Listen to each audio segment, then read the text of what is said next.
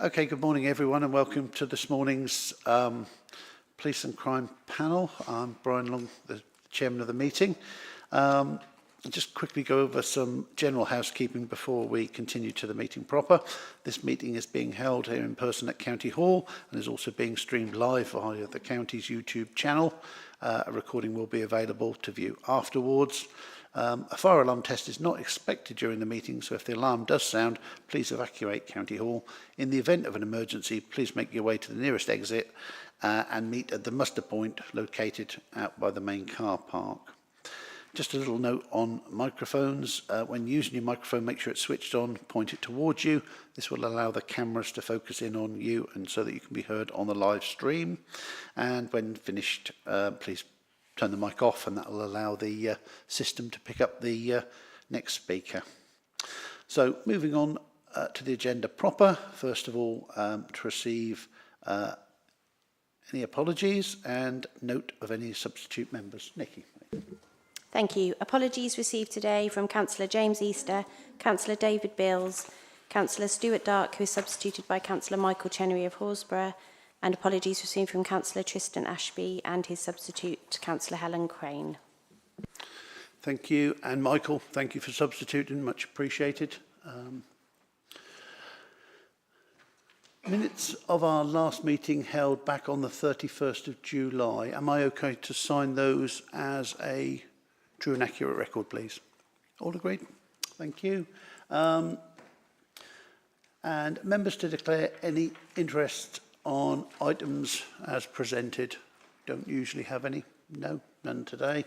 Number four, item updates from the chair. I've got one or two things to update you on.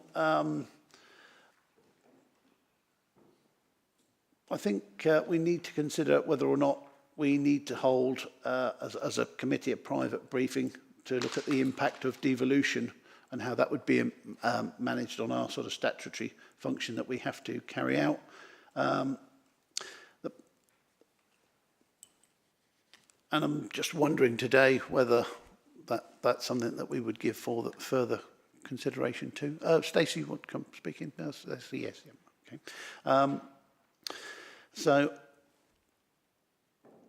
also from myself, just a thank you to Sarah. She came right to the far-flung parts of the county to my part of the world, and I thank her for that.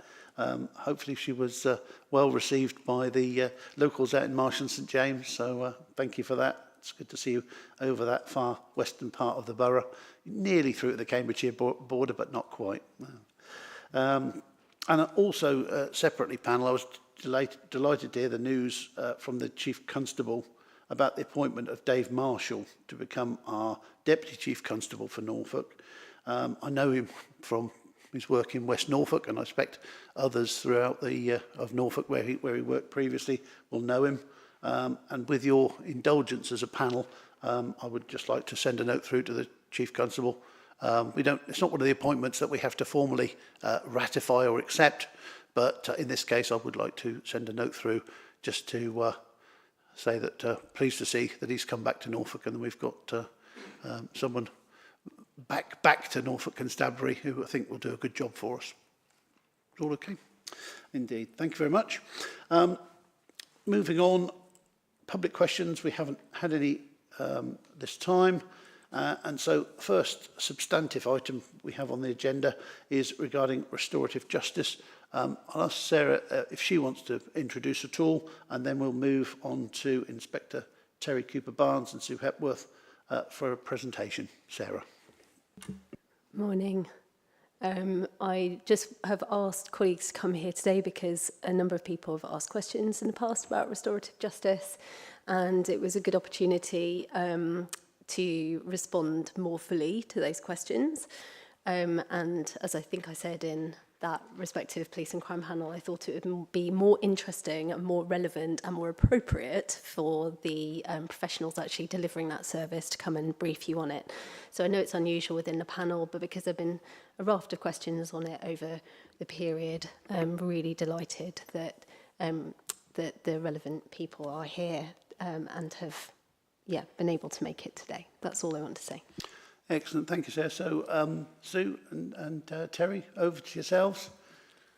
Good morning, everyone. I'm Inspector Terry Cooper-Barnes. I've only been in post a couple of months, so I've brought the expert along with me to provide you with an overview. So this is Sue Hepworth. She's one of our RJ practitioners, and she is excellent. So I'll pass to you. Thank you. Good morning.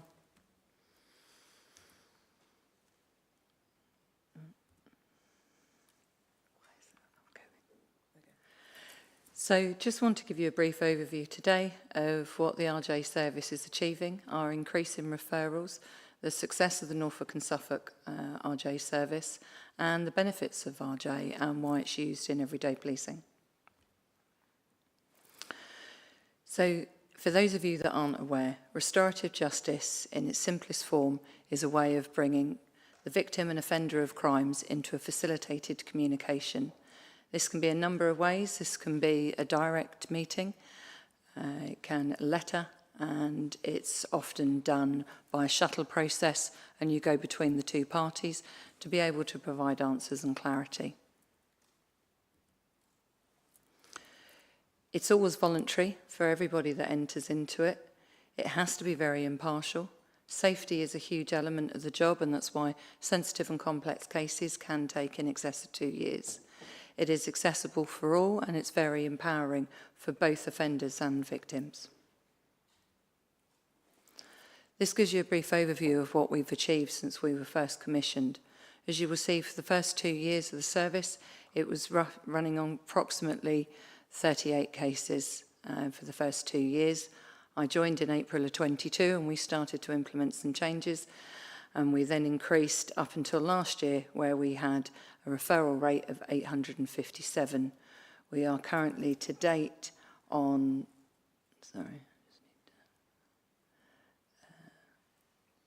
300, or in excess of 300 cases. So we are in line to achieve a similar figure to last year. This gives you an overview of the breakdown of the type of cases we're dealing with. So over the last 3 months, we've been able to see an increase in the sensitive and complex, which is the top 3 figures shown there. They are normally quite static throughout the year, but Norfolk PCC agreed that we could have an additional member of staff, and that's been implemented into the team now. So we are seeing a steady influx. When I talk about sensitive and complex cases, I am talking about the crime types. So majority of them will be fatalities in RTCs, and most often murders or manslaughter. We then break it down, and we have it involved with community resolutions and conditional cautions. They're for our mainstream crime types, and you can see the benefit of there. The idea of introducing it at that level, if you can bring RJ in, being it's the proven to be the biggest method of reducing reoffending, and that is known nationally. We have it at the lower level crimes so that we're not meeting them in prison at a later date. This shows you with our conditional cautions the level that we're now achieving. We implemented a course earlier on this year, and that came in effect as of April. So we have a victim awareness course where participants of mainstream crimes are invited to attend it. And you can see the figures here demonstrating that we now are offering, year to date since April, over 71% of offenders who receive a conditional caution are having some form of higher level RJ intervention without it actually swamping the team. I'm very proud of what we're achieving in Norfolk and Suffolk. We are recognised as doing more referrals per month than the 4 largest forces combined. It not only aids in reducing repeat offending, but enables victims to be heard and subsequently help them gain some closure. As a direct result of the success of our model, we are now forefront in UK policing, with a significant number of other police forces wanting the same model that the OPCC has commissioned. I myself am proud to say that I've now been recognised as an inspirational woman in RJ for UK policing, and I've now been awarded certificates for good work, etc. As I briefly mentioned earlier, we have written two courses that are in full flow, and they are the ASB course and Victim Awareness course. The idea of doing this was so that people are aware of the impact of their actions. And in its simplest form, that's how restorative justice works. None of us here will have ever learnt something by someone shouting at us. We learn when someone says, "Do you understand how your actions have impacted me?" It's a lot more powerful. And that's in its briefest form how restorative justice will work for people. The courses are offender paid, but at a much lower level than was previously offered to them. A letter of explanation or apology is then shared with the victim. That isn't theirs to keep because we live in the wonderful world of social media. That is shared by practitioners, and at any point they can come back to it if they wish to.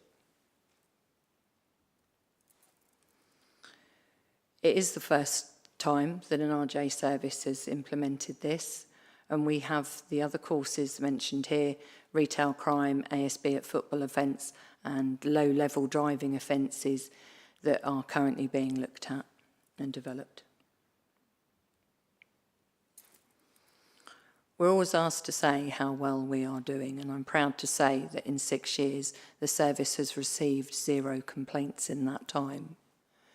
The overall feedback that we receive from people that have been harmed by crime victims is that 57% class us as excellent and the rest class us as good. It's a very difficult thing to quantify, to say how well people are recovering after a service. So we implemented a wellbeing questionnaire. So at the beginning and end of every single meeting, we are checking in with people to see how they are doing. And you can see the figures demonstrated here of how that is being picked up and received by people. Same is done for offenders. We are impartial and we work with both. And the idea is that we are improving the lives of both. So again, it's 50-50 with good and excellent rating from offenders. Just wanted to give you a brief overview of the kind of cases that we deal with. So this case refers to a female victim who's 49 and the offender, again, a female, 49. It was a careless driving case. I won't go into all the details of it, but the victim had approached us and asked us if she could actually take part in a restorative justice process. At this time, the offender is struggling with guilt in association with it. But the comment that we get often from the victim is that restorative justice is providing closure for herself, and be able to talk about the impact is helping them come to terms with it all. And regardless of the crime type, that is often what we hear.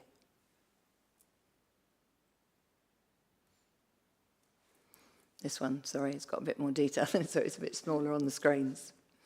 Again, this was a female 21 victim with a male 22 offender, and it was a sexual assault and domestic violence case.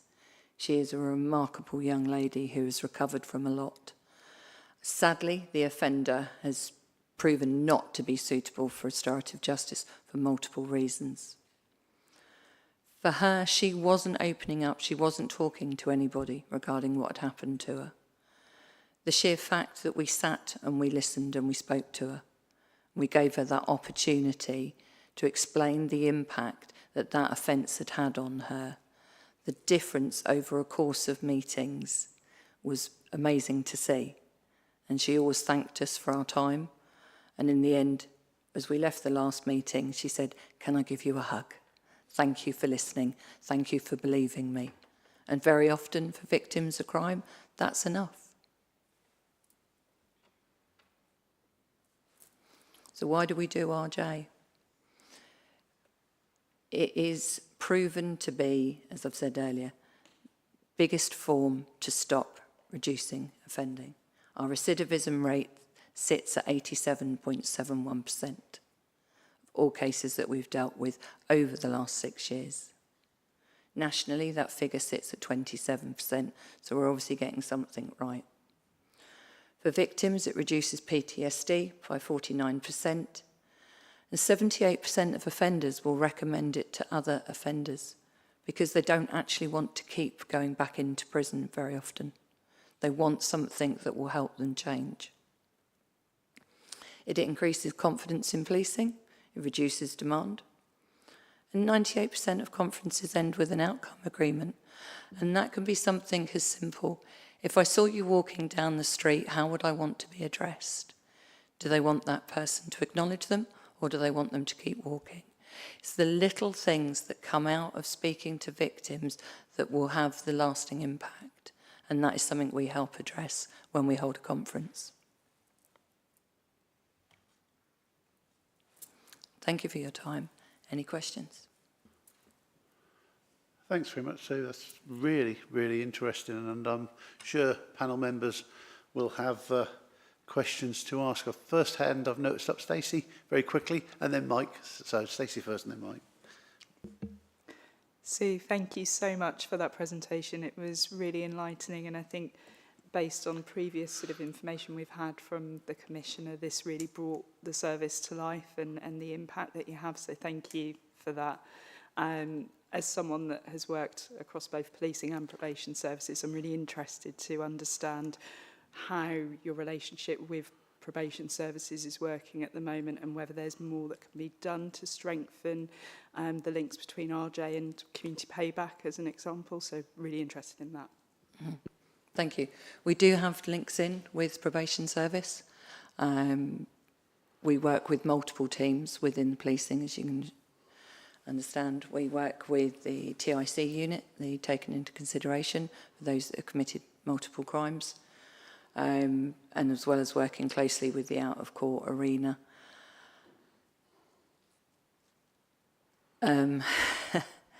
How can we improve? Additional resourcing, as it would be for any other unit. We are a very small team achieving great things. There's 3.5 people doing this. So to achieve the kind of referrals we're doing, we are limited to what we can offer. I think the question was aimed more at, is there anything more that can be done working with probation services around those people that are involved in community payback, as opposed to whether the service specifically can do more?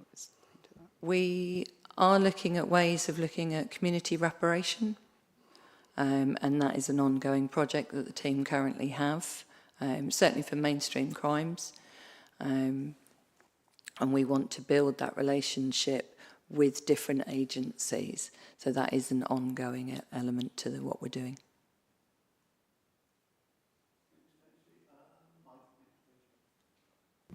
Thank you, Chair. I find what you've sort of presented, though, really, really stunning and encouraging. And one of the things that does strike me is when you hear about restorative justice in the media, it's always presented in a very, very negative way. You know, I think they see it as a soft approach to policing and to justice. We know it isn't. Mm. And so, you know, I'd like to congratulate you on all the work you've done. And it would be nice to see the public profile of restorative justice across the country, not just in Norfolk, made higher and people made aware of what it does achieve. But one of the things that does occur to me is we know that in prisons, something like about 75% of inmates have very, very poor levels of literacy and numeracy. I'm guessing this possibly reflects also in the restorative justice field. So I'm wondering if that is the case, I'm guessing it is, what goes forward for the offenders in terms of forward programs, guiding them towards improving literacy and numeracy, and probably also reducing their levels of unemployment, which again reduces levels of reoffending. So those that are in prison, quite often restorative justice, if they're suitable, is put on their sentence plan. We are able to adapt our process to make sure that it meets all needs. If we go in and somebody isn't literate, we sit and write the letter with them, because it's getting their voice heard in what has happened as well, allowing them to have that right to respond to a victim. So we can tailor-make our service to the demands of what is being presented to us. Regarding helping them with employment and everything, that comes down to their sentence plan within prison. But it often gives them confidence if they've done something like this and engaged with it. It encourages them to go and speak to their prison offender managers so that they, when they're moving forward and they're part of their coming out of prison, they've done something that's positive. The simple thing with restorative justice is it's moving shame out of crime. I have sat with a man who committed murder and informed him he did a bad thing. It didn't make him a bad man. And by reducing shame, this man sat there and cried.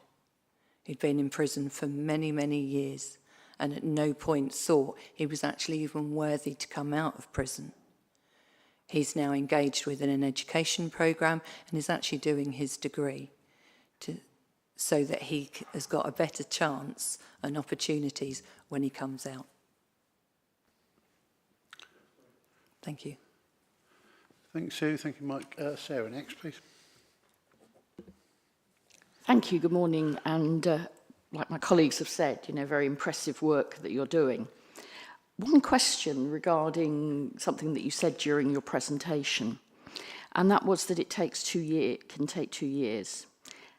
And I just wondered how victims felt about it taking that period of time, because it feels like a long time to somebody sitting on the outside looking in, but maybe that's an appropriate time for people to process and work through what they need to. I'd just be a bit more interested to hear a bit more about that, please.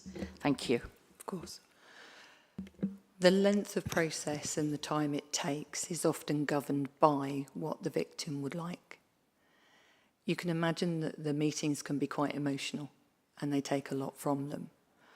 And because the service only comes into fruition once sentencing and everything's been passed, so they've had time to process it. So we don't rush the process with them. They're quite happy every 3 to 4 weeks to be having a meeting with us. It also takes that length of time because getting into prisons isn't very easy. And the amount of cases that we actually hold, we also have to make sure that we don't get practitioner burnout from it. We're limited to the amount that we can do in a day when we go into a prison and speak to people as well. And for victims, we've found the longest case I've ever heard or had was 4.5 years. That was actually under the guidance of what the victim wanted. Lovely, thank you. It's just interesting to hear, and I thought, let's understand that a little bit better. Thank you very much. Thank you. Michael. Yeah, thank you. Very interesting. And it takes me back as a governor of the Mental Health Trust. Do you work closely with the Norfolk and Suffolk Foundation Trust? Because there's so many similarities here. We don't at this time. At this time, that means you Goodwill, forge a link. There's so many similarities here because as a governor, that I find this quite interesting. I'm happy to answer that. So obviously, having come from the Trust a few years ago, I'm very well versed in the Trust. And I think if they approached us and there was opportunities for us to engage, then we absolutely would. But what we have to be mindful of is a lot of our referrals are serious and complex. And that's where the work is at the moment. And then we've only got a certain amount of people. And what I don't want to do is be doing the Trust work for them. I feel like they've got a very large wealth of psychologists and psychiatrists, and I think we need to be careful about blurring the lines, because if somebody's ill, they need the mental health team. If somebody wants restorative justice, they need our team, and I think that's where we just have to be a bit mindful. Sue, next, please. Sue. Thank you, Chair. I'd just like to add my thanks, Sue. That was very interesting and insightful. I was wondering, you mentioned that some people are deemed not to be suitable for restorative justice. Could you give us some idea of the factors which might help you to reach that conclusion? Thanks. Certainly.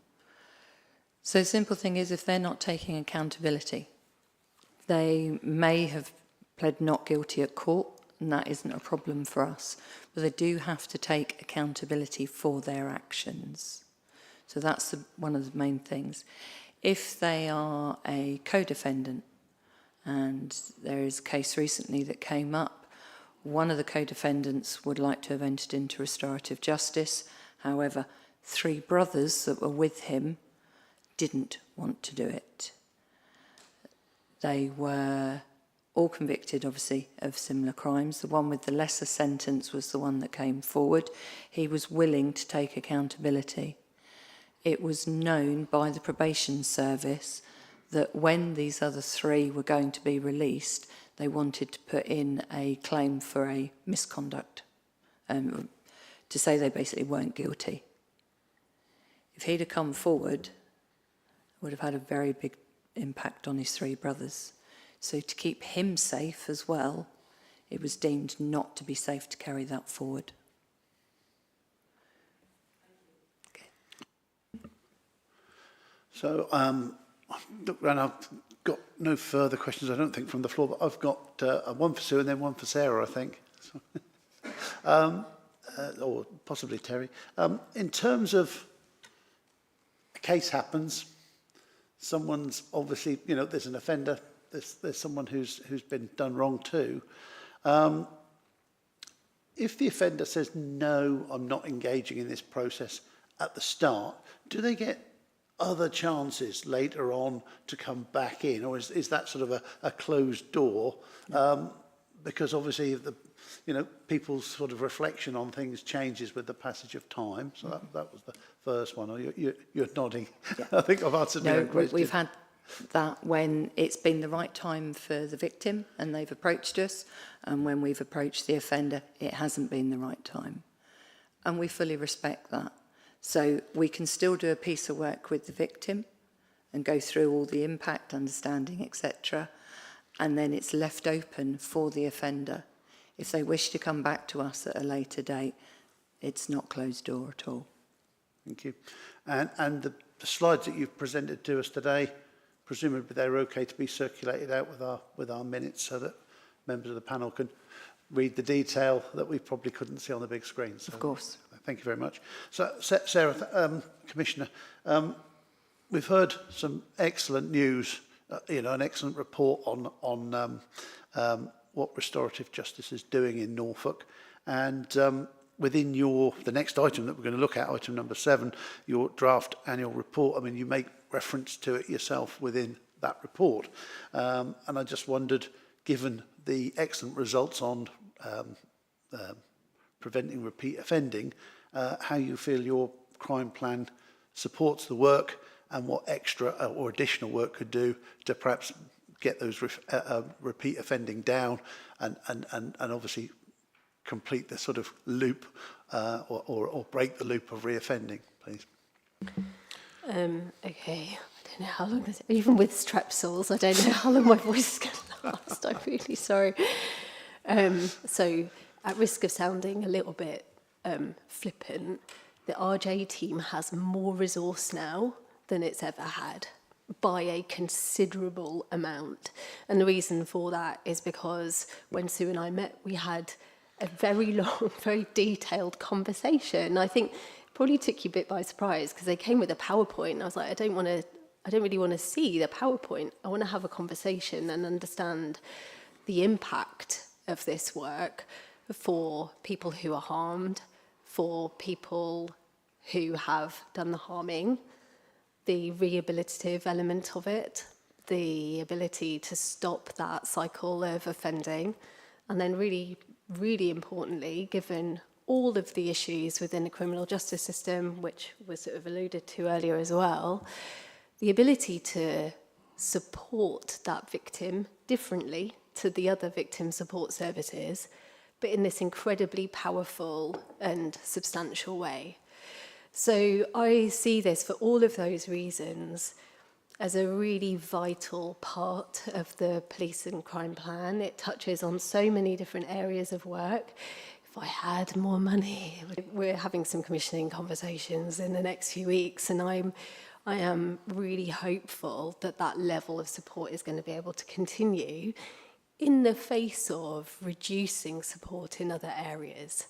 So it's not just that a huge amount has gone in here, it's also really bucking the trend nationally. And I don't often say that I really see the work that I sort of am the face of as a team endeavour. But in terms of my personal feelings on this, I'm incredibly proud to have this in Norfolk, and I personally really value it. So I am really keen to see that continue for as long as, and as in robust a way as possible. Excellent. Thank you very much for that. Thank you, Sue. Thank you, Terry. Excellent report. Much appreciated. And it's good to hear that it's, one of the strongest ways of keeping people out of reoffending. Less reoffending is less re-investigation of the same people for the police to do, freeing up resources to do other things. So it's a win-win, isn't it? Thank you. And I made reference to it already, but we're moving on to item number 7. And I made reference to your draft annual plan, Commissioner. So I'll ask, we're moving to page 13 of the agenda, and that is the report on the Norfolk's draft annual report 2024-25. Sarah, if your voice can hold out, I'll come to you to introduce. For hopefully acceptable reasons, I'm going to keep this really brief. I feel as though a huge amount of work has happened, almost sort of slightly hesitate to use this word, so almost despite circumstances, which are really well rehearsed here. And the report, I hope, reflects feedback from the panel as well as from the wider public in terms of its legibility, its sort of pithiness, it not being, a 30,000 word sort of tome, but hopefully considerably more accessible and getting to the points that people really want to have sight on. Because such a huge amount of information is already in the public domain, largely through here, also through the PCC accountability meetings, we're trying to acknowledge the fact that that information is there and can supplement the information in the draft report as well. So overall, as I say, I think despite, I think, what can only be reasonably described as incredibly challenging circumstances with devolution and LGR and the draw on resources that creates, I'm really pleased with the amount of progress. And actually, even since this has been put into the papers, further progress has been made, as you'd expect. So we had discussed the accessibility and transparency for the public, and I'm really, really pleased that one, I think, quite important element for people to be able to see is just what have I been doing? So rather than having to dive into these papers, there's now a map, a digital map, which is searchable on the OPCCN website. And that's got, I need to double check it, but I'm pretty confident that that's got all of my engagement on it to date. That will be kept up, really updated going forward as well. So I think from a transparency point of view, that is further information that will supplement this annual report. So my initial comments from the chair, obviously on reading the report, I found it probably an easier read, more sort of public-facing friendly than a report that, specific for us. This is a report which is, generally not just for us, it's for the public at large. I very much like the individual little case studies that are throughout the document, because I think it helps to set a context of what some of the stats and figures are trying to tell us. So I appreciate that, but I'll go to members of the committee for their thoughts, inputs, questions relating to the draft annual report, please. Stacey, please. Thank you, Chair. And like the Chair has outlined, I think we all really appreciate the effort that's gone into compiling the document, recognising that circumstance is challenging at the moment. I think there's something for me around appreciating the balance of the case studies and the narrative around the activities, but also wanting to potentially see more around sort of impact and outcome measures, and actually how does the activity that has been described in the document relate to the achievement of specific outcomes or changes in performance. And that feels quite hard to pick out in places, but recognise that that may well be a personal preference in terms of how I interpret information. But when I sort of look at a plan, I personally would love to see that link to sort of specific impacts and that sort of being told throughout the document. Sarah, any thoughts, comments?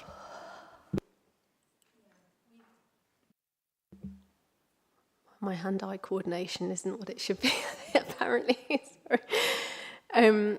We've touched on this a little bit in the past, and I think this might be where we've got like a professional difference of approach or a difference of opinion, sort of professionally, if you like, because my thinking on this is that it is very easy to just assert that because we've done X, Y has reduced. And whilst it is, I mean, it's easy to just assert it because that data is there. But I find that really problematic when we're dealing with correlation, not causation, and reflecting the fact that whilst the police and crime plan obviously talks about the constabulary, it also, I think, deeply recognises the fact that it's a team endeavour and that virtually all parts of policing touch on other organisations and other elements of work. It's a great big sort of Gordian knot. It's a singular system. So I'm reluctant to draw out causation, but and I think because we report into here, the Chief Constable reports into me, the changes in crime outcomes, for example, the victim support outcomes, just felt as though this annual report was an opportunity to tell more of the story of the delivery rather than the data points, if that makes sense. Thank you. Stacey, you want to come back here, please? Absolutely accept that, and I think there is probably something around personal preference around what individuals like to see. I guess if we take sort of the example of what we've just seen from Sue and the restorative justice element, actually there was some really clear indicators of success of that particular activity, and we were able to say actually we've reduced recidivism by X, and I think there may be elements within the plan where we could see that more strongly, but again, happy to accept that that may be a personal preference. Yeah, I think even then, because the RJ work doesn't happen in isolation, so for example, if I take, if we have an inmate at HMP Norwich, for example, HMP Norwich does an enormous amount of work to get their prisoners in massively more skilled and then routes into employment. And it is, as Sue said, there is opportunities within the RJ process by reducing shame to get people involved in that rehabilitation work. Now, on the one hand, yes, that's a win, if you like, for the RJ, but it's also a win for the HMP Norwich and just having that additionality there. Just last week, I launched a new scheme called Gateway to Employment, looking at people with a community sorry, I need more LEMSIP, at a community order, and that works through probation. But I think it would be a bold thing to say that if in a year's time there's a level of recidivism in that cohort, that it was only due to that gateway to employment side. Do you see what I mean? I have a reluctance. I don't, you know, I think the outcomes are really excellent, and we're seeing that in Norfolk. We have low levels of crime, high levels of detection in lots of different areas. We have a robust, and I think the Home Office's words were mature, partnership arrangement in Norfolk, which we saw in the SSSI, the Safer Street Summer Initiative. So, yeah, I think for me, or for this report to kind of own one thing as being the reason for a success would be, to a large extent, to do a disservice to the other partners involved in that process as well. Thank you. I'll move to Vice Chair Sarah next. Commissioner Sarah, a break. That's Sarah. Confusing. Thank you, and I do hope you feel better. Sympathise.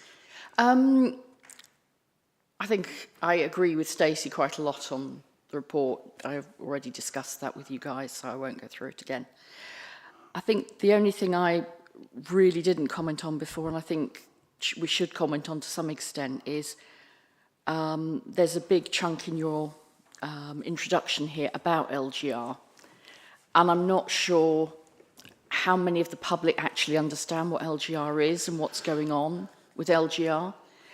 And one of the things that I think we all need to do, and I appreciate that LGR is causing huge amounts of extra work for everyone, but all the councils I'm working with on LGR are focused on what they can deliver in the time they've got left, not being sad about what they can't deliver potentially.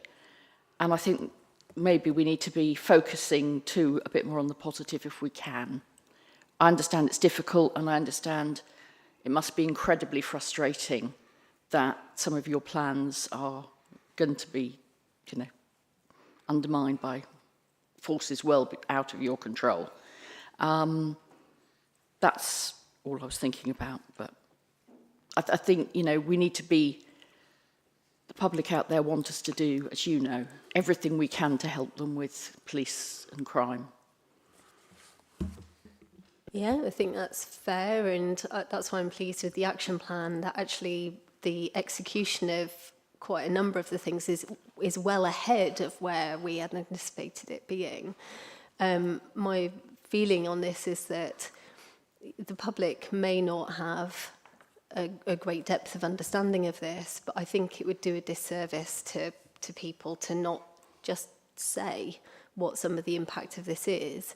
But as I say in there, you know, despite this, actually a huge amount of work has been done. There's a very high level of commitment, and I completely agree, there is that kind of forward focus in large part. I'm also aware of areas where there isn't, you know, and I think it would be disingenuous of me to not just deal with that up front.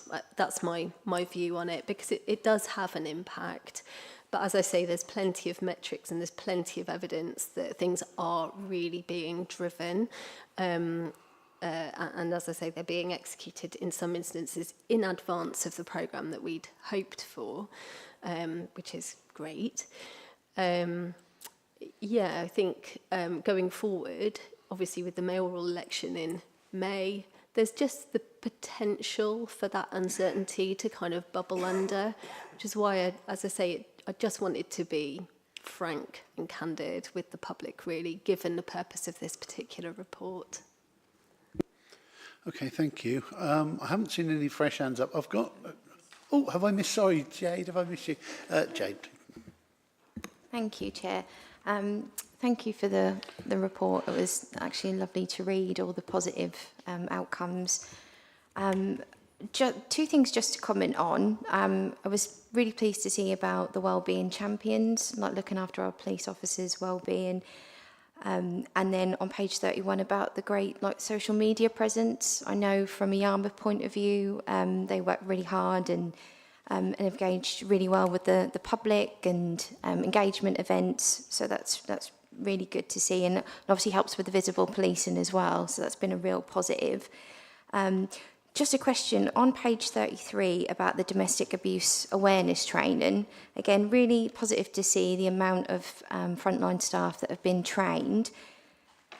I think from just looking over, I think it's about 1,800 possibly frontline response staff members.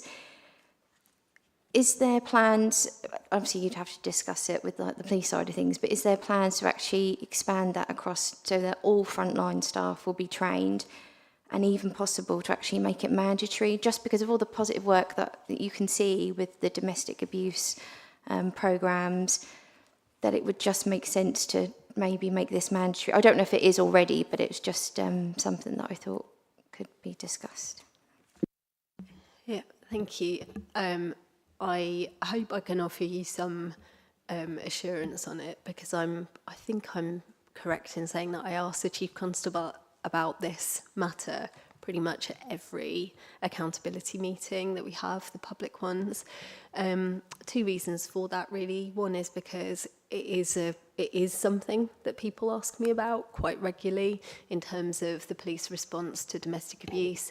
And then we have the kind of national picture with the HMIC FRS kind of outcomes and their recommendations historically as well. Inevitably, these reports provide a kind of snapshot in time, and it is, I would just say one thing, to the best of my knowledge, phase 2 is already well underway. It's possibly completed by now. I know when I last spoke with the Chief, it was well underway.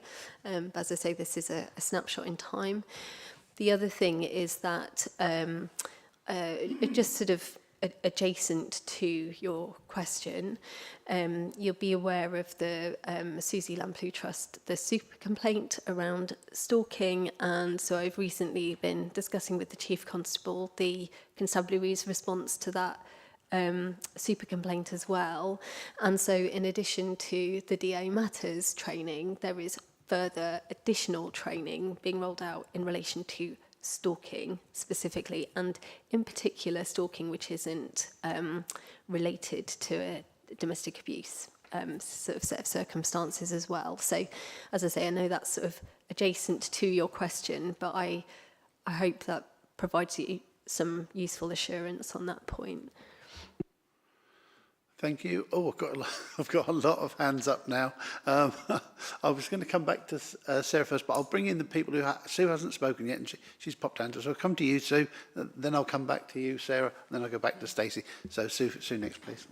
Thank you, Chair. I'm aware that through SNAP meetings and so on, that and some of the graphs in here, that antisocial behaviour is one of the key concerns of lots of people currently. So I was wondering, how are you supporting the constabulary to prevent and deter antisocial behaviour? So the ASB is, as you're likely aware, a national priority for the national government. There's a huge amount of work done over the summer period with the Safer Streets Summer Initiative, which was not just limited to the large city and towns. It was active across many different locations in Norfolk.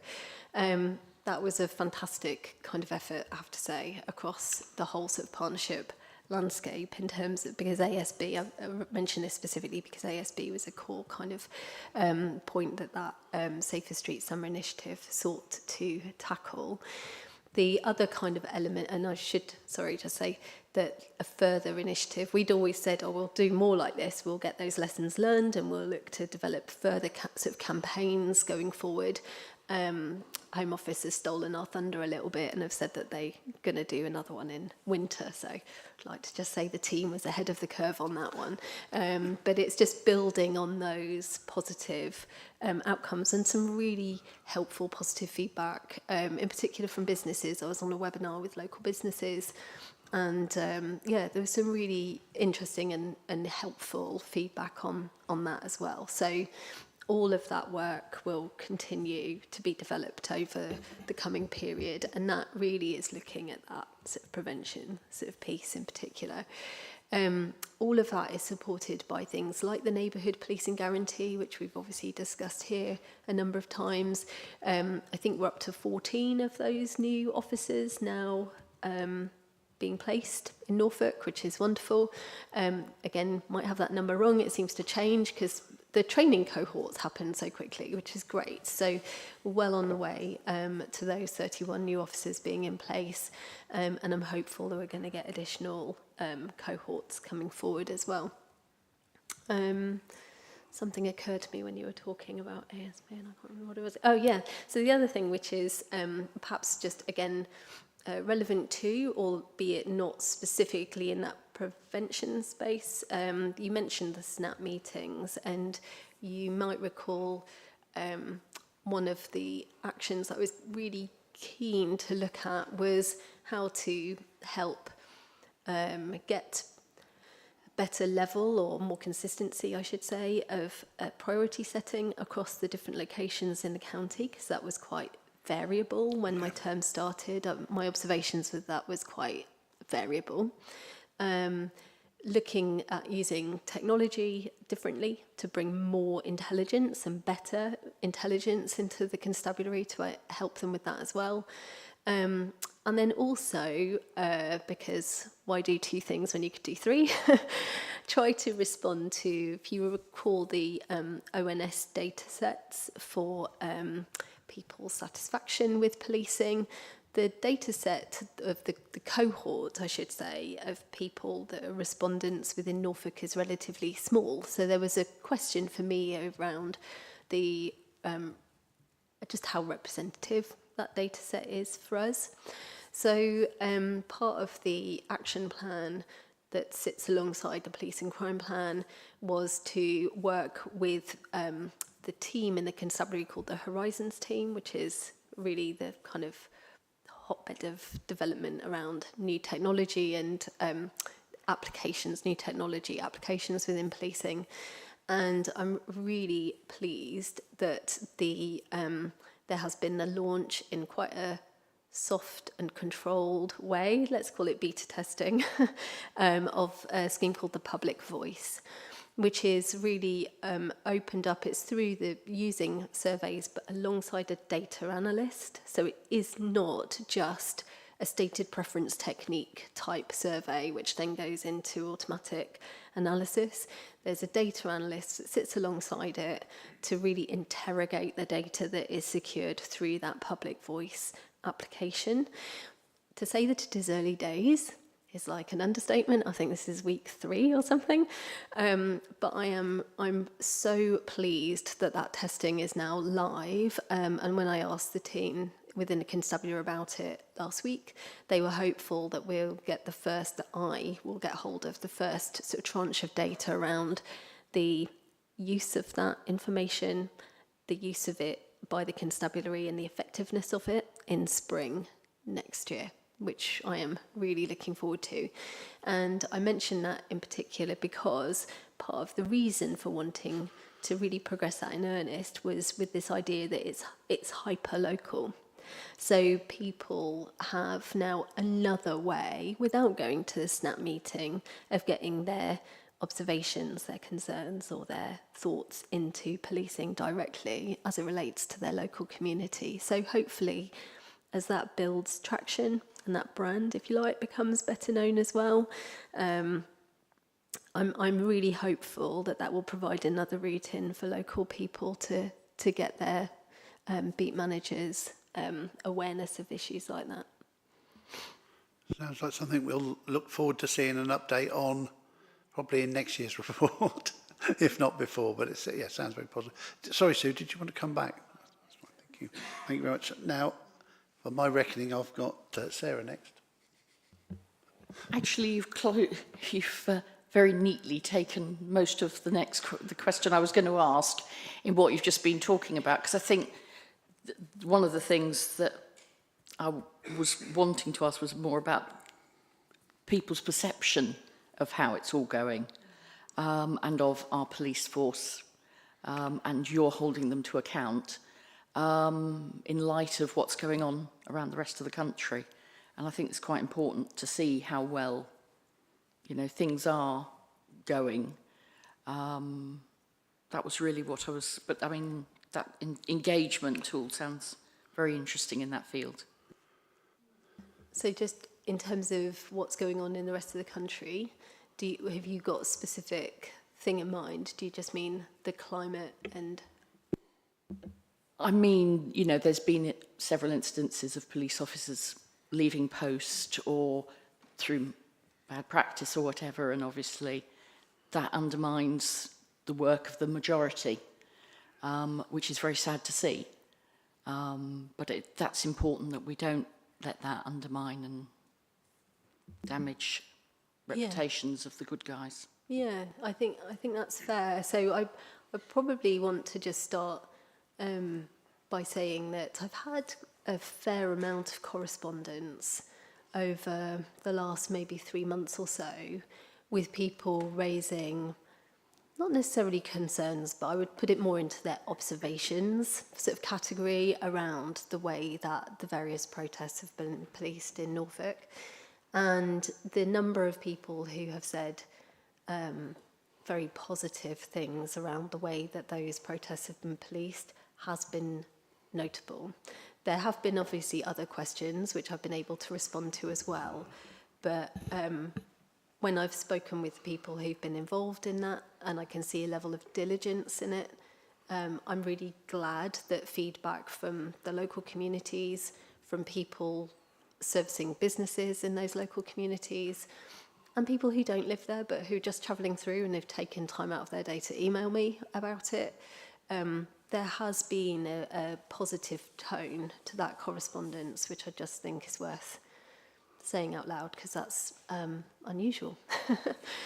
In terms of the misconduct point, which is kind of underpinning that, the constabulary has done a lot of work to kind of root that out, and a lot of that predated my term. I spoke with the Chief Constable about this at last week's PCC accountability meeting, and I think it's fair to say that he got zero tolerance and is on a mission to make sure that, as you say, those bad apples in effect do not tarnish. And he was at pains to point out now that the single biggest, and I think this has been the case for a little while, the single biggest source of referrals, if you like, in that space are actually colleagues within policing.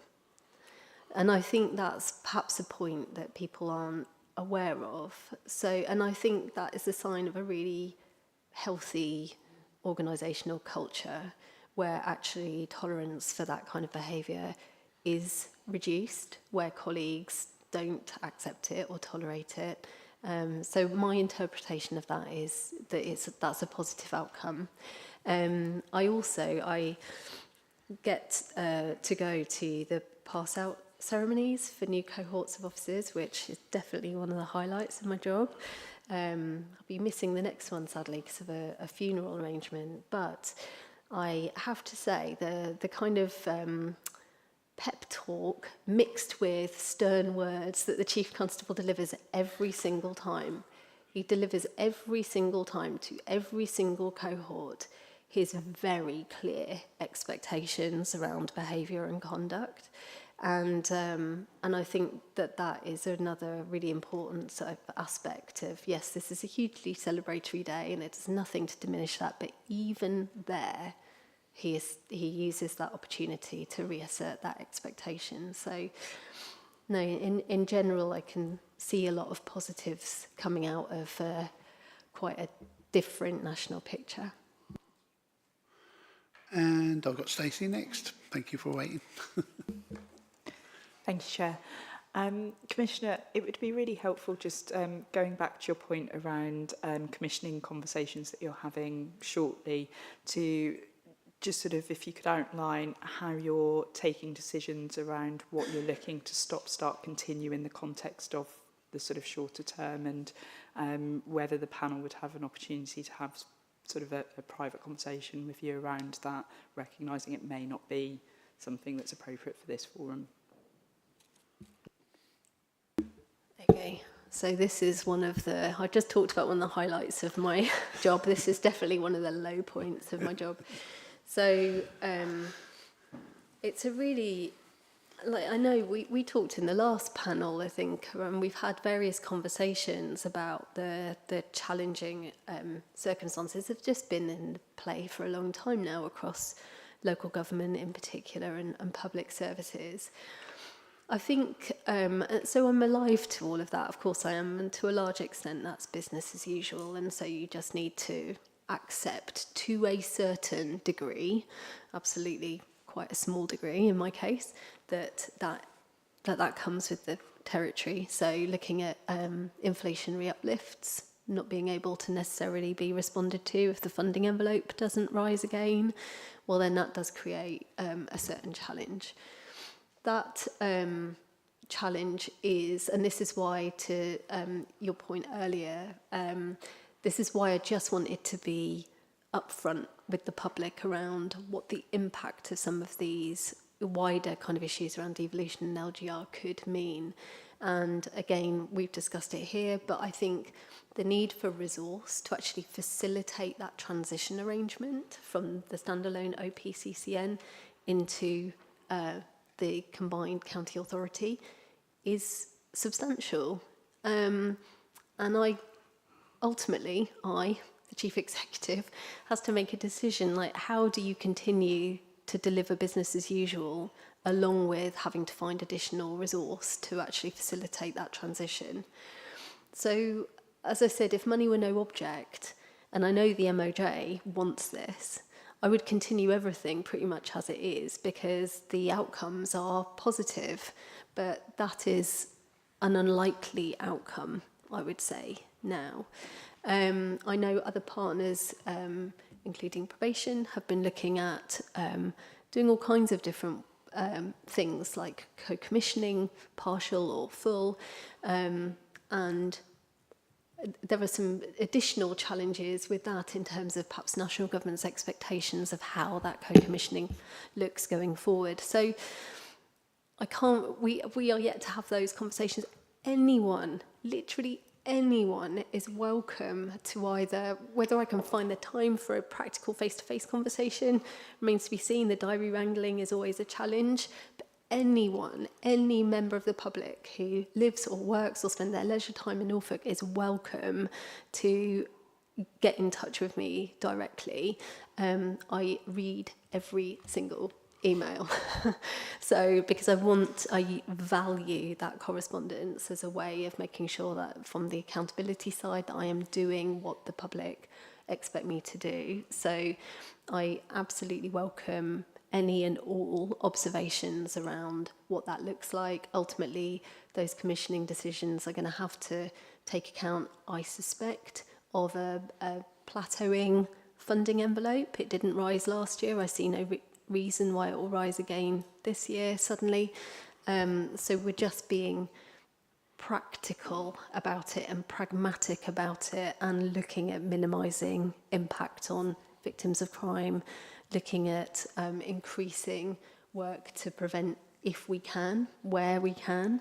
And I know a lot of local members are aware that I'm not so proud that I can't go cap in hand to other authorities looking at way that we might be able to backfill that as well, largely because it is a team endeavour and that partnership working is really vital in this space too. So a little bit vague at the moment, but yeah, absolutely take the opportunity to get in touch with me directly. I really do welcome that.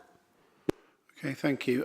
I think it's something that all authorities, either with LGR or yourselves with devolution, etc., are going to have to look at. Norfolk County Council is obviously looking at fire and rescue and how that will integrate into the office of the mayor and so on. So there's a lot of upheaval over the next few years, and you know, as every month passes by, we start to get new information about what things will look like, and what we need is some certainty so we can actually start getting the transfer from one organisation to another, both on all of those levels, so that the public see a continuation and smooth, a smooth transfer of service without interruption of service, because it's critical that police and fire and so on is all maintained. Councillor Sands, please. Thank you, Chair. The report is really, really interesting. There's just so much in there to absorb. But just to focus on a little narrow area, if I may, for a moment.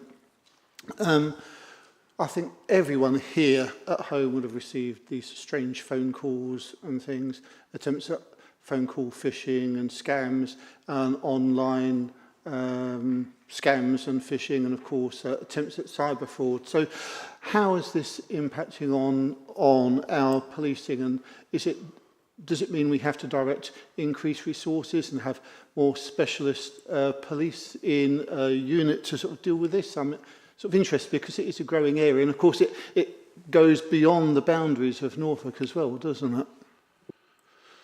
So in terms of two kind of elements, I think. So one in relation to, I'm testing now. Is this what you mean? Do you mean in terms of fraudulent activity in general, or you meaning sort of a cybercrime type? The two areas are sort of often related, aren't they? I mean, I know cybercrime often has some more insidious things, like trying to take over whole systems of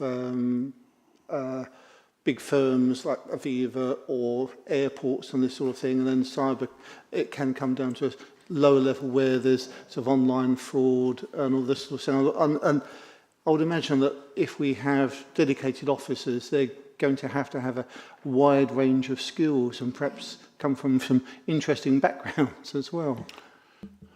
Okay, I'll try and sort of cover that. It's a huge area, as you would expect. So if I just sort of deal with the officer, sort of specialist officer question first, because this one had been asked before, but I'll move on to the sort of cybercrime and fraud more sort of generally.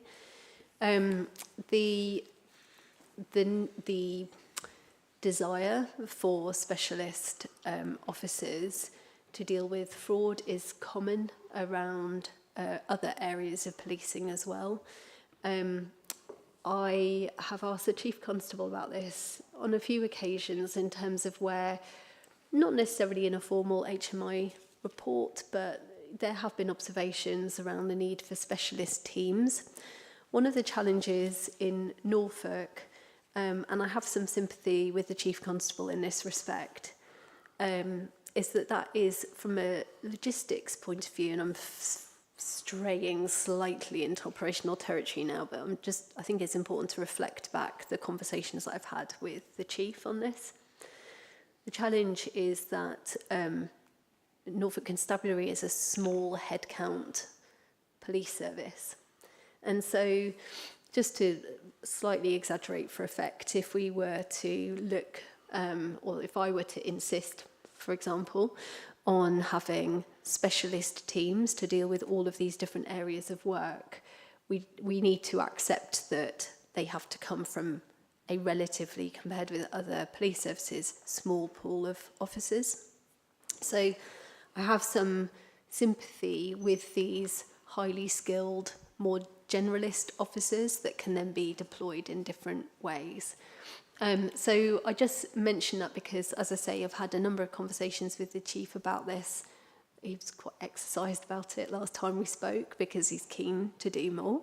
And I'm definitely looking forward to seeing how that might manifest over the next sort of 12 months or so. But just hopefully to offer you some small assurance that those conversations have been had and are continuing to be had. In terms of fraud, more sort of generally as a sector, it's a very sort of dreamlike amount of music coming around there. It's quite so strange. So you're probably aware that a lot of the work in relation to fraud works through the City of London. It isn't owned by or within Norfolk Constabulary. So to a certain extent, that is managed through that sort of process. I'd like to just sort of acknowledge the work by police volunteers and specials and also cadets in this space as well, who do a lot of work going into our local communities and raising awareness of how to prevent yourself being a victim of those kind of fraudulent activities as well, which is another sort of essential part of that particular puzzle. In terms of cyber crime and the cyber-related work, some of this is dealt with at a more regional level because, as you pointed out, Councillor, a large part of this more sits within the organised crime sort of space. I was lucky to be able to have a whole day with the regional organised crime unit known as URSU, and had some really good conversations with them about the work that they do. There's a whole cohort of people who volunteers nationally who are cyber volunteers. Would love some more in Norfolk. But there's all kinds of work happening in the back office, so to speak, that members of the public rightly and understandably have no idea about. But there is an awful lot of work there, and there's really good relationships between Norfolk Constabulary and the URSU. Some Norfolk Constabulary people are seconded into it, and there's good, really good communication and relationships between the two. I can see that in the way that things are moving forward within the organised crime sort of space.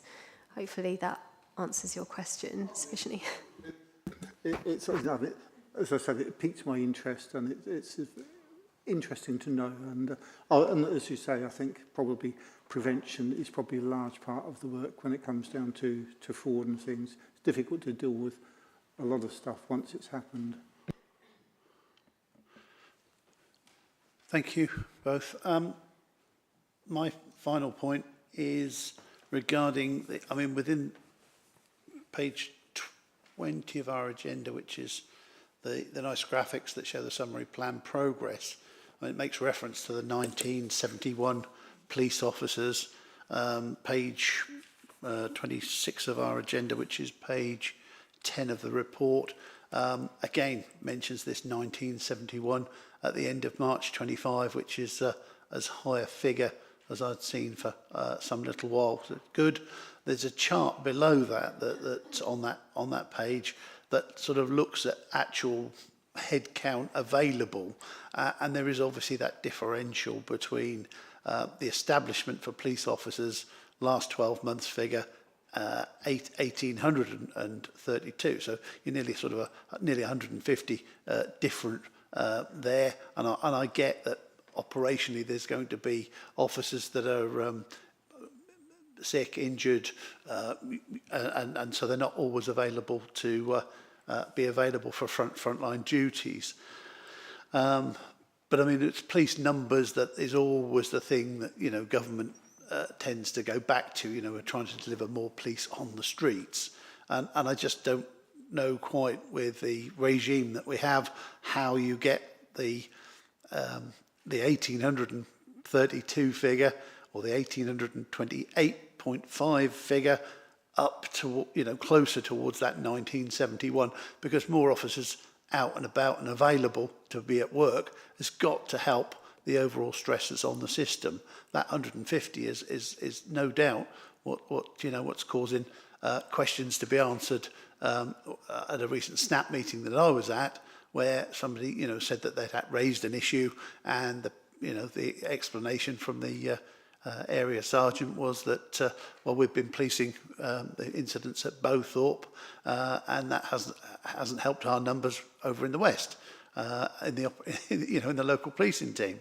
But that must help it if we can get that figure up to the. And I wondered how that was being done, please, or what efforts were being made to try and get the availability up.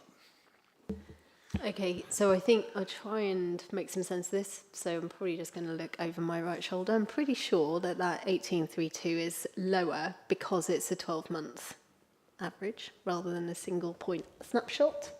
Is James? Yep, thank you, James. Okay. So, thank you. I like to fact check in real time. I can see that happening reactively.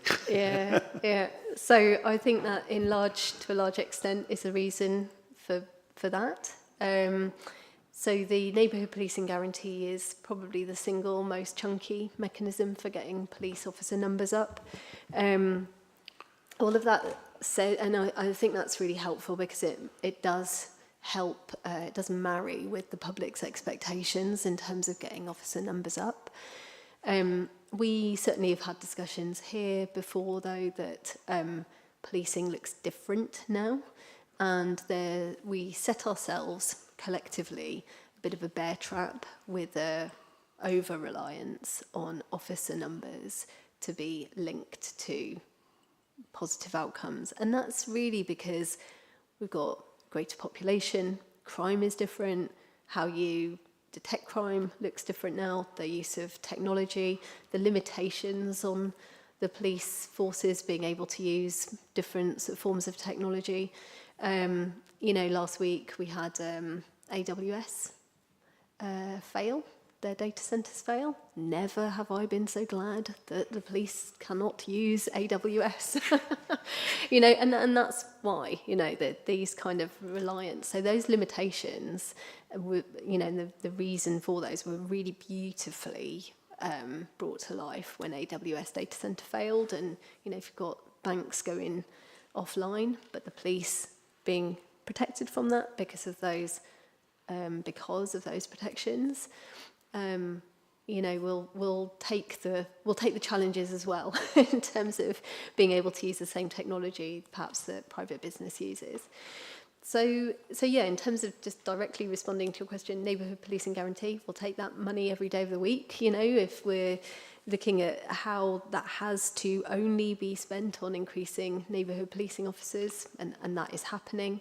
You know, it's called guarantee for a reason. I think the public can be assured on that.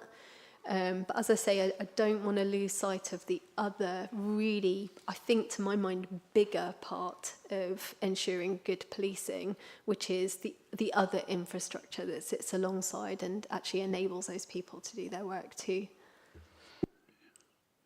Thank you. I think it's, you know, it's important that the public understands that, and that's something that I always try and get across. You know, we sort of focus back on the days of Dixon of Dock Green and the village Bobby, but actually crime has changed from Dixon of Dock Green's day, and you've got to police accordingly. So appreciate your answer. Thank you very much.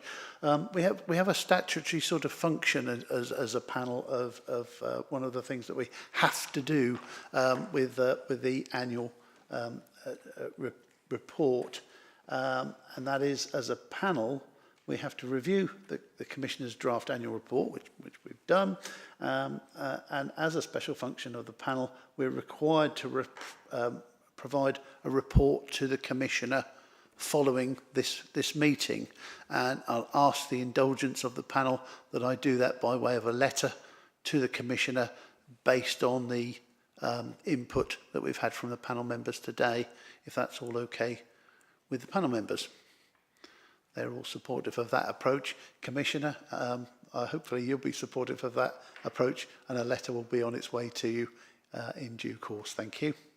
And that moves us on to the other side of the equation, which is the money that pays for all of this. And this is the consultation on the proposed budget 26-27. Starts on page 58 of our agenda. Sorry, Sarah, back to yourself. Yeah, no, it's my pleasure. So this, the precepting consultation, I just wanted to reflect back on, again, conversations that we've had in previous panels, which is my desire to have a continuous conversation with people living and working in Norfolk. The engagement that you will see from the aforementioned map on the website has continued over the course of my term, and that has been a great way of making sure the accountability point is there and really making sure that the police service and the wider partnership does what people need it to do. The consultation formal, then, I would ask you to see in that wider context of ongoing sort of engagement across the county, which will continue. The other kind of important element of context is, if you recall, last year the national government announced new funding for policing, which was contingent on a maximum council tax precept. So that does place an interesting dynamic into precepting. And then, of course, with the new mayor coming in, I'm alive to the fact that while I will continue to be the precepting authority, there is rightly, in my view, a dynamic there as well with that new mayor, which will need to be taken into account as well going forward. So whilst it doesn't affect this particular round, I just wanted to say out loud that I'm alive and sensitive to that wider context. So the consultation that's proposed is straightforward. It sits within that wider context, and I hope we'll get some data. But as I know has been a frustration of lots of people, you don't tend to get inundated with respondents on the council tax precept. But I know that the team will do what they can to change that. Yes, thank you. It's a rock and a hard place comes to mind. If you want the extra money, you've got to put your precept up by the maximum. And obviously, if you didn't put it up by the maximum, somebody would deem that you don't need it. So, we know we need extra funds to deliver your priorities and the county's priorities for the police. So I think we're all mindful of that. But yeah, you can't go out to consultation and say we're between a rock and a hard place, can you? Members, Renata, please. Thank you. 2 questions from me, if that's okay. You mentioned the report about reaching out to a diverse range of groups and stakeholders. Be really interested to hear a little bit more about how you're ensuring that diversity and kind of what that diversity means to you. And then secondly, we've talked in this forum before about the difficulty of getting people to engage in kind of taking part in consultation. Interested in kind of what mechanisms you're using to collate the more kind of qualitative feedback that you're receiving as you're kind of going about the county on these engagement activities. How is that kind of being recorded, collated, and making sure that that's being kind of fed in as well? Thanks.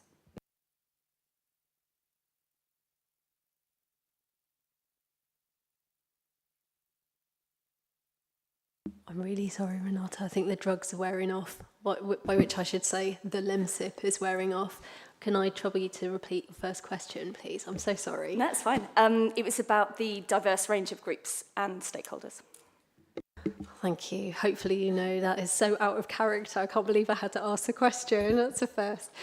So the diverse groups are really a sort of layered approach, which happens by virtue of just how I work, I think, to a certain extent, which is that I will very literally talk with anyone. So when I said earlier, I really want to hear from people, and a very wide range of people take up that offer in terms of the mailbox.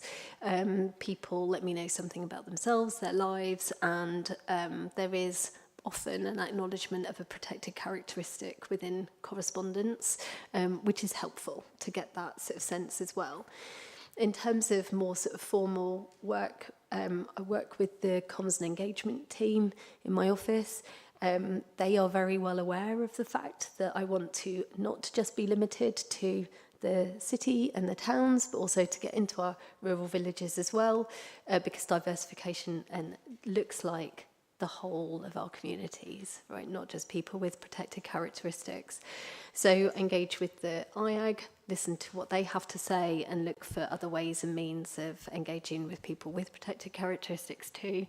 And I'm constantly on the lookout for other ways to do that, particularly in parts of our communities that are perhaps a little bit reticent, or there's perhaps a dynamic historically with policing sector and certain kind of elements at play at the moment are making people more reluctant. I think in the last panel we talked about a certain reluctance to report on hate crime and things like that. So I'm also coming at it from a way of I want people to be able to have opportunities to look into the whites of my eyes as well, and sort of hold me accountable on their behalf in that sort of space.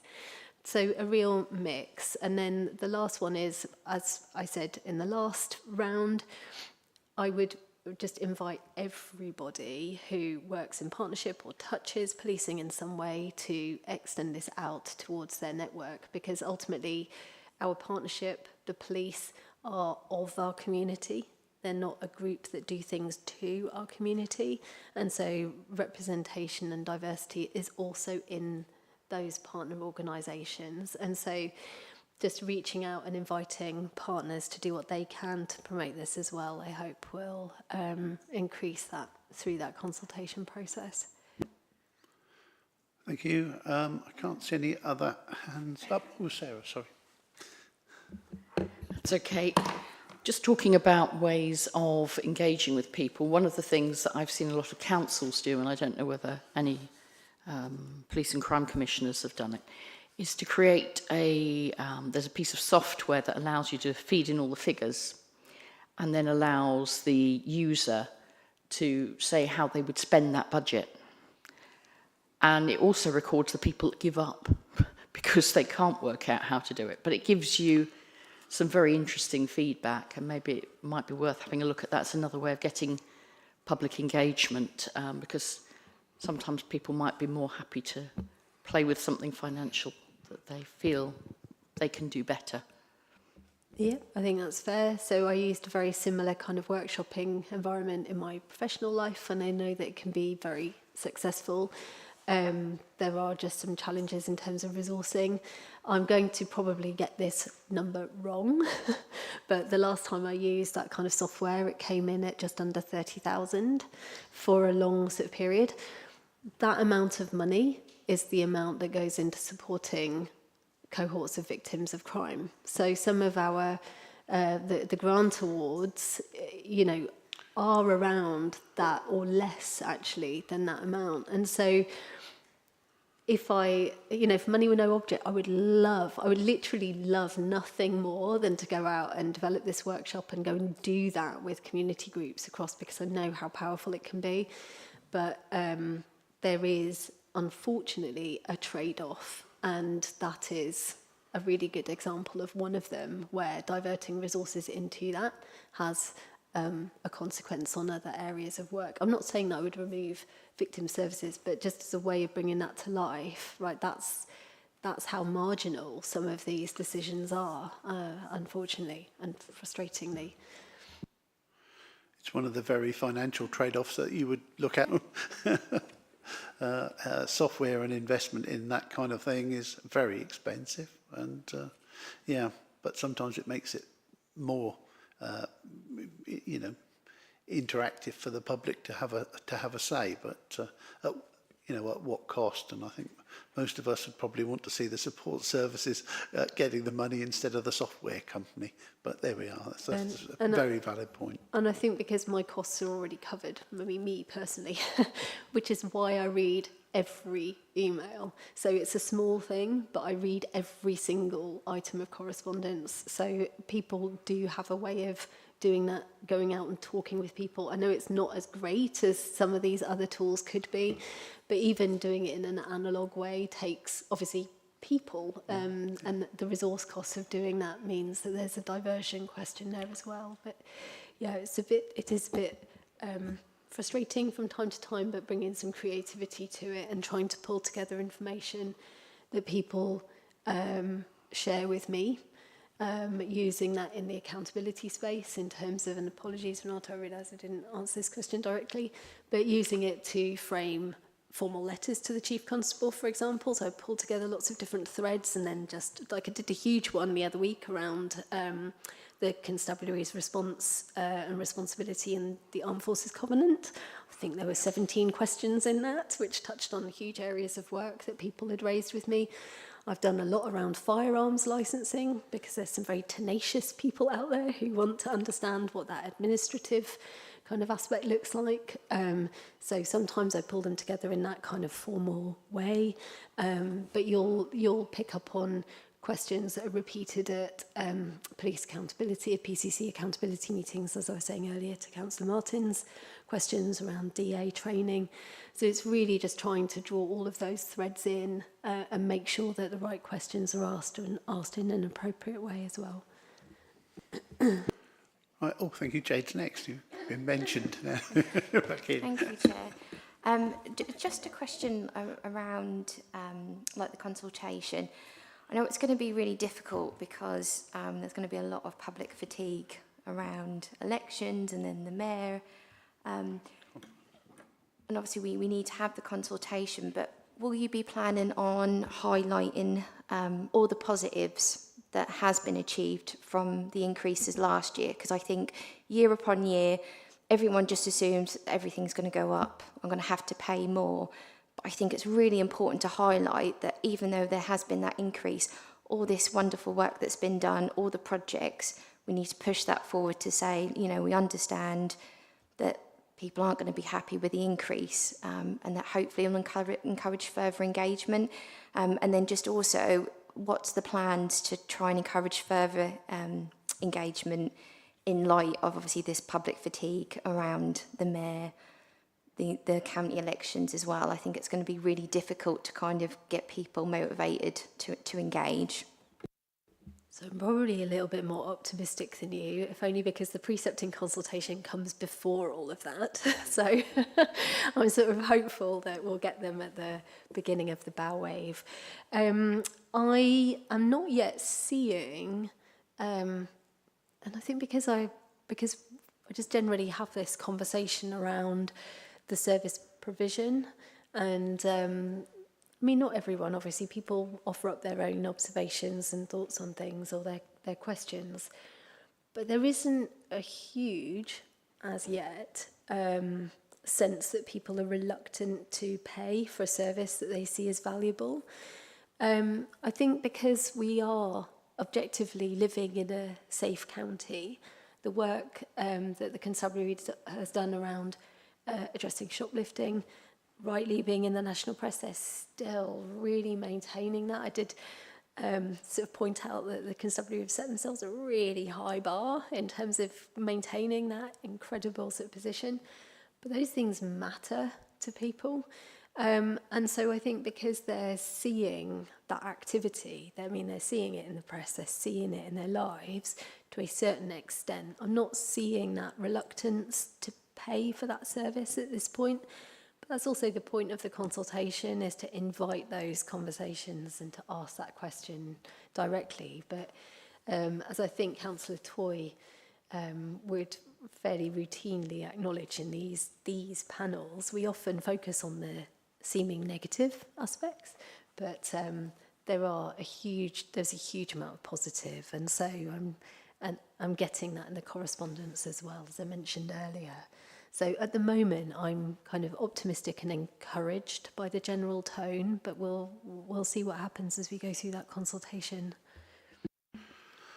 Excellent. Well, thank you. We've been asked to consider the overview of your precept consultation, which I think we've done. I don't think there are any particular recommendations from the panel, but obviously, as always, we look forward to hearing the results of that, and no pressure, but the consultation response that Kingston and West Norfolk Borough Council had on its council tax discount scheme, bearing in mind there were no changes proposed, went up by 100%. That sounds fantastic if you quote that stat. It went from 8 to 16 people. So if you know anything you can do must be an improvement upon that. So thank you. We will then move on to item 9, which is the Norfolk Independent Custody Visiting Scheme Annual Report. And by its nature, it's called an annual report. It comes to us every year. I look forward to hear what the volunteers have been up to, because I know it makes such a big difference to those charged and in custody. Sarah, please. I think I'm at risk of becoming a tedious stuck record when it comes to the ICV scheme, because I mention it a lot. I am so impressed by the work of the ICVs. I have had a number of conversations with them. I have shadowed some of them on their custody visits, and the level of commitment in that cohort of volunteers is staggering, frankly. They are professionally curious, really so engaged with it, and the officers and staff working in the PICs tell me how much they benefit from that ICV involvement as well. So I'm really supportive of this scheme, which is managed by Simon sat behind me.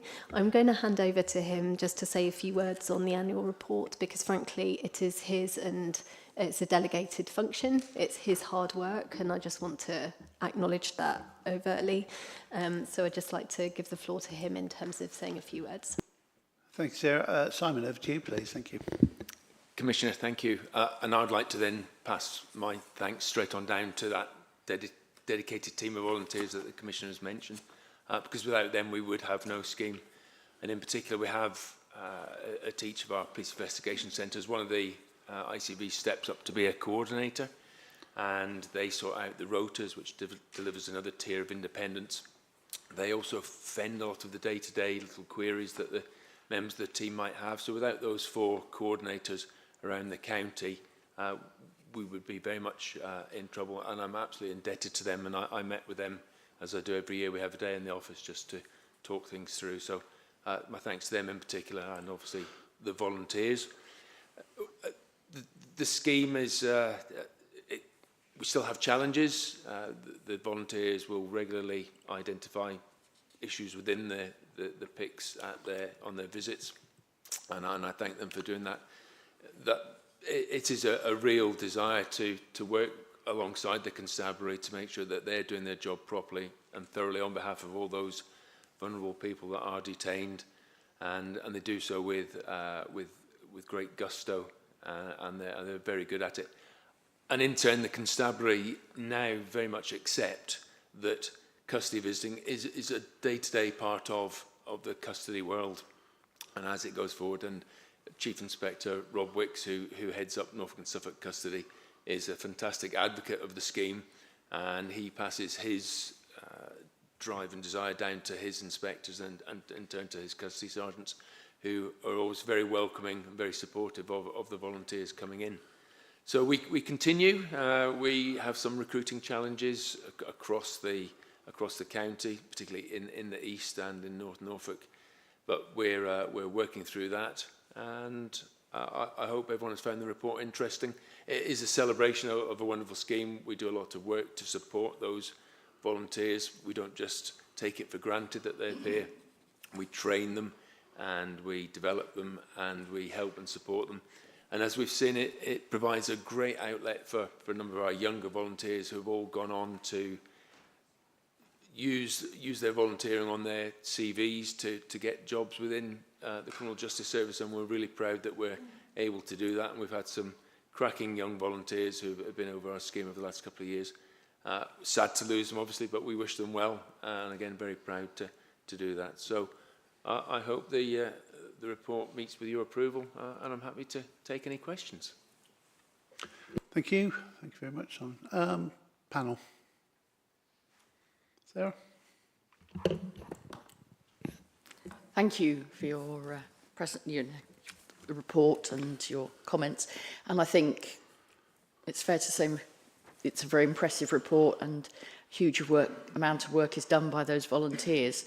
And I don't know, Chairman, whether it would be appropriate to recognise that with a letter that you could send out to those volunteers to let them know that we appreciate the work and the commitment that they put in to do that difficult work, whether the panel would accept a proposal to do that.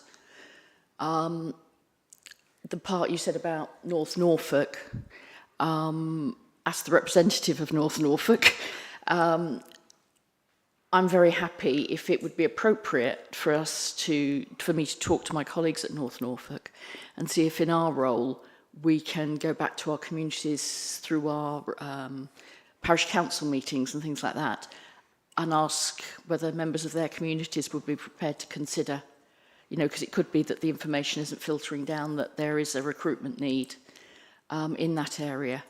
And if we can help in any way to do that, do please, get in contact with me or one of the officers at North Norfolk, and we can talk and work out how we can support that, because, everyone needs to contribute, and we do have the a large number of retired people in North Norfolk who maybe could give a little bit of their time to help. Thank you. I appreciate that. And we trial the regular outlets, social media, news releases, and we're on a number of volunteer portals as well. So it isn't just for our scheme, it is volunteering as a whole, and sitting on a coordinators meeting with Voluntary Norfolk. Yarmouth in particular is a challenge for a number of groups, and there's a vast number of people looking for volunteers. It's really cutthroat out there. You do feel that. So we really do need every little in we could get. So if you're happy, sir, I'll be Councillor Collins, I'd be grateful to get in contact with you in due course. Thank you. So We'll make sure we do that. Your proposal was that we did write and thank, and I think I saw nods around the chamber for that. So I'll definitely make sure that happens, because as we say year after year, it's they're going in and meeting folk who are probably not always in the best place, but actually make sure that they are, being looked after properly, tracked well, and actually sometimes probably, knowing that somebody else is keeping an eye on how things done probably helps those people at what could be a very vulnerable time. They don't necessarily start their day thinking they're going to end up in the police investigation centre by the evening or whatever. So, yeah, very much appreciate that. Stacey, please. Yeah, thanks. Thank you, Simon. It's a follow-on to Sarah's question, just around sort of the volume of volunteers that you have, and sort of, I guess, the methods that you take to target particular groups. And I'm thinking of sort of young people specifically, just because of the volume of young people that we're seeing in custody. How do you engage young people into thinking about volunteering into a space like this, where it may sort of seem particularly challenging or scary, and be interested to hear more about that. This year I did attend a volunteers fair at the Marina Centre in Great Yarmouth, which was aimed at getting young people into both employment and volunteering and other opportunities. So we went along to that. We're quite fortunate that those that work within the universities across the country, in particular in those who are studying or doing law courses, the word has got about for anyone doing a degree in law or whatever it is, to go and speak to your local coordinator or your local scheme manager for custody visiting. And I know from speaking to colleagues around the country that they've had similar inquiries. So currently, the 4 younger people that we've had have all come from university or a university background. So they're either at university or recently left. And so we're very grateful for that. The next stage, and having spoken to one of those young volunteers, is to actually go to the university itself, and that's something we're actively looking at. But one of the problems we have is trying to find them around the county. So we have plenty of volunteers that would cover the Wyndham, which is really the Norwich cohort. So it's getting out into the corners of the county that's proving that at the moment. So we've got to get a volunteer. If I'm brutally honest, we've got to get a volunteer first, and then obviously they work on the diversity to get those younger people in as well. So we're grateful for the ones we've got, but it continues as an effort for me. Yeah, come back, Stacey, and then I've got Jade after you. Thank you. Just as an observation, I wonder whether there's an opportunity to consider those doing social work apprenticeships or degrees that may be at college rather than university. They're more broadly spread across the county, and actually, again, it sort of ties quite nicely into the breadth of the experience they'd be looking to gain, and kind of links to that sort of broader care role. So as an observation, may be useful. Yeah, I'll take that. I really appreciate that. Thank you. Yeah, that definitely seems a good avenue to explore, because it definitely would give them another string to their bow and an experience of a broad range of people, wouldn't it? Yeah, thank you. Jade, next, please. Councillor Martin. Thank you, Chair. I've got 2 questions, but actually one of them has already kind of been answered about encouraging younger and more diverse volunteers. Just to add that Yarmouth's now got the place, so that's kind of like a new university campus. And lots of the colleges now are doing university courses, so it would be really good to actually contact the universities and colleges as well, and just advertise it more, because I didn't, before joining this panel, I didn't know that this scheme existed, and I don't think many people know that it exists, the different volunteering options. So I think it's definitely about getting it out there and like different opportunities. My other question was actually on about page 80, protecting vulnerable detainees. Obviously, it's been said on there that there is an ongoing concern of the people being held that are mentally unwell. So I just wanted to ask about how the challenge of finding alternative places during custody for people with mental health needs is being addressed. Because I know obviously there's a lack of beds and support. But what's being done to kind of help address that and take the pressures off, and obviously give the correct support needed for the people in custody? I'm going to pick that one up. So this, a little bit like we heard in the RJ presentation, we just need to be really clear about the remit of different organisations, and as you know, that sits with NSFT in terms of that provision. Now, at the start of my term, in fact before I started, I had a hefty amount of correspondence really with people, family members of people who had experienced mental health crisis and who might have found themselves in a PIC, took the time to set out their concerns around that.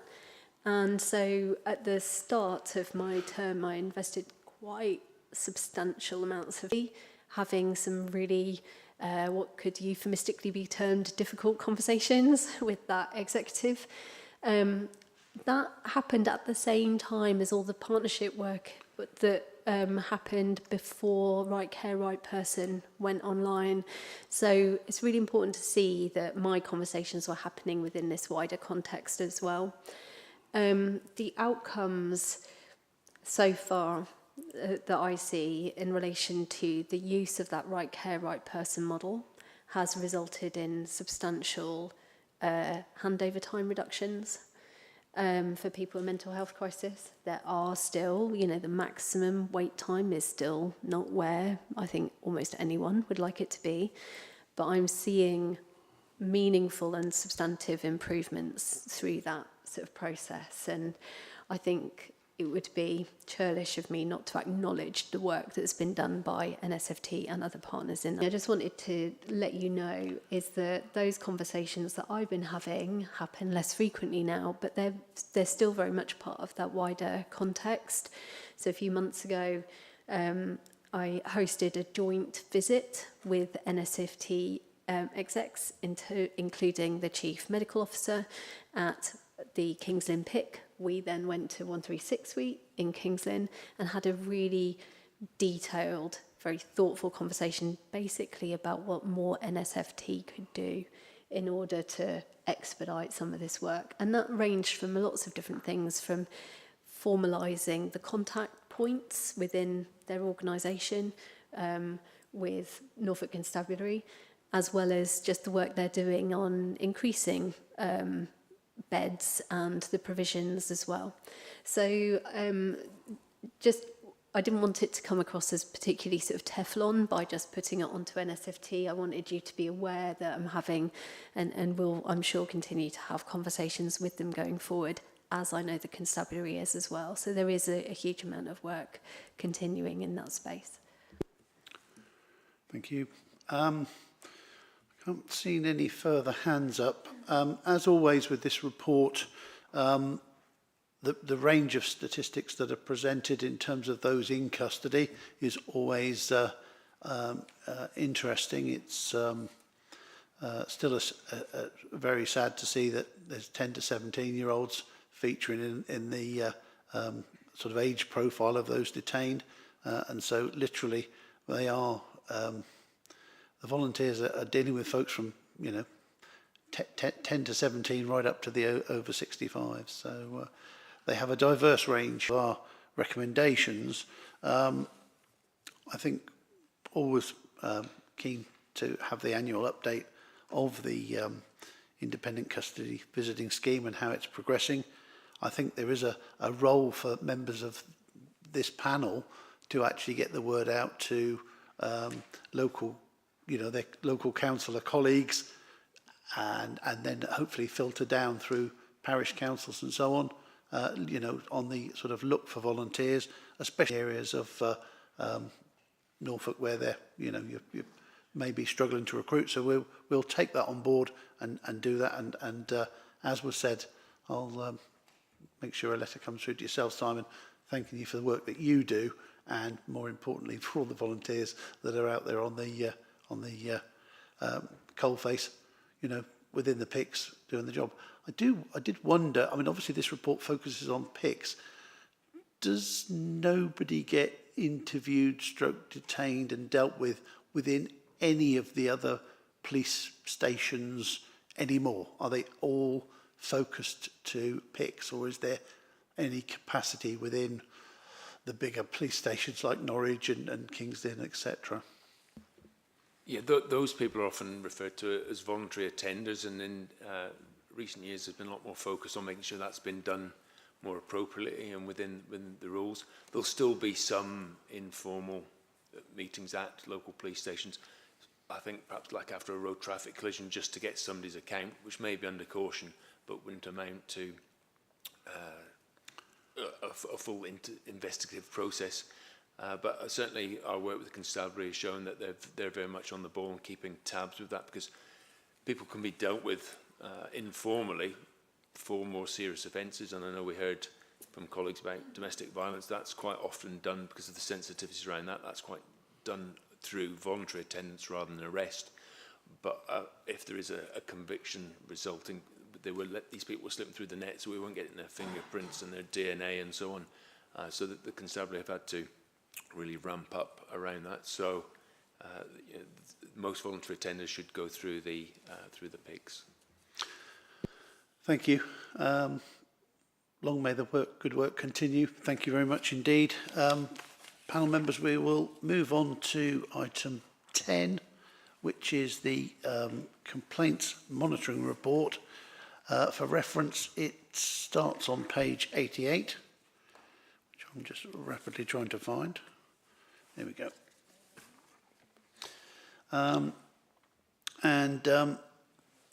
Commissioner, are there any points of clarification you wish to make or add, or invite any questions? And then I'll invite questions from the panel. Yeah, I was surprised to see the language in the complaints relating to the PCC element. I know that typically a lot of work happens between my office and the Secretariat here to provide evidence and information relating to correspondence and complaints received. I think the language here is unhelpful, given that my understanding is that no breach of code of conduct was identified, and therefore there was no complaint to answer to. I think having that clarified would be helpful. Thank you. Okay, that's helpful. Thank you. I mean, obviously, I'm minded that if someone complains, that even if there's not a breach of code, presumably they are still contacted back to sort of follow their complaint through to some form of being complete, and whether therefore there was any dialogue in these two cases. I think I would be really cautious around that coming from me. And the reason for that is because if I put myself in a member of the public's shoes, there needs to be confidence in the complaints process. And my interpretation of this is that ostensibly this means that any item of correspondence which the correspondent badges a complaint has to be met by an action by me, regardless of whether or not it is a substantive complaint, if there is a complaint to answer to. To my mind, and my expectations of my own office and professionally, would be that there needs to be a test. Is that complaint substantive, in effect? My understanding is that in this instances, it was not. There was no breach of code of conduct. I have acted, you know, absolutely with due regard to the declaration and the code of conduct oaths that I've taken. It is in the gift, I believe, of the complaints subpanel to make that response. You have the information available. I think it has the potential to undermine the credibility of the process, to not have that kind of element of closure. And I think it being incumbent on me to provide that closing off is perhaps not helpful. Okay. Panel members, any thoughts, comments, questions on this report? In which case we are asked to consider the regular monitoring information and make any recommendations if we have any, and I don't believe at this point we have any. Sorry, Sarah, yeah. To be clear, Chair, I would like it to be confirmed verbally that there was no breach of conduct by myself in either of these two instances, which is my understanding. The language doesn't make that clear, and I think for a matter of public record, that would be helpful. Yeah, I mean, it says in complaint, well, I'll just read from complaint 3, if the PCC was minded not to pursue the recommended course of action to effect informal resolution, and the process has concluded.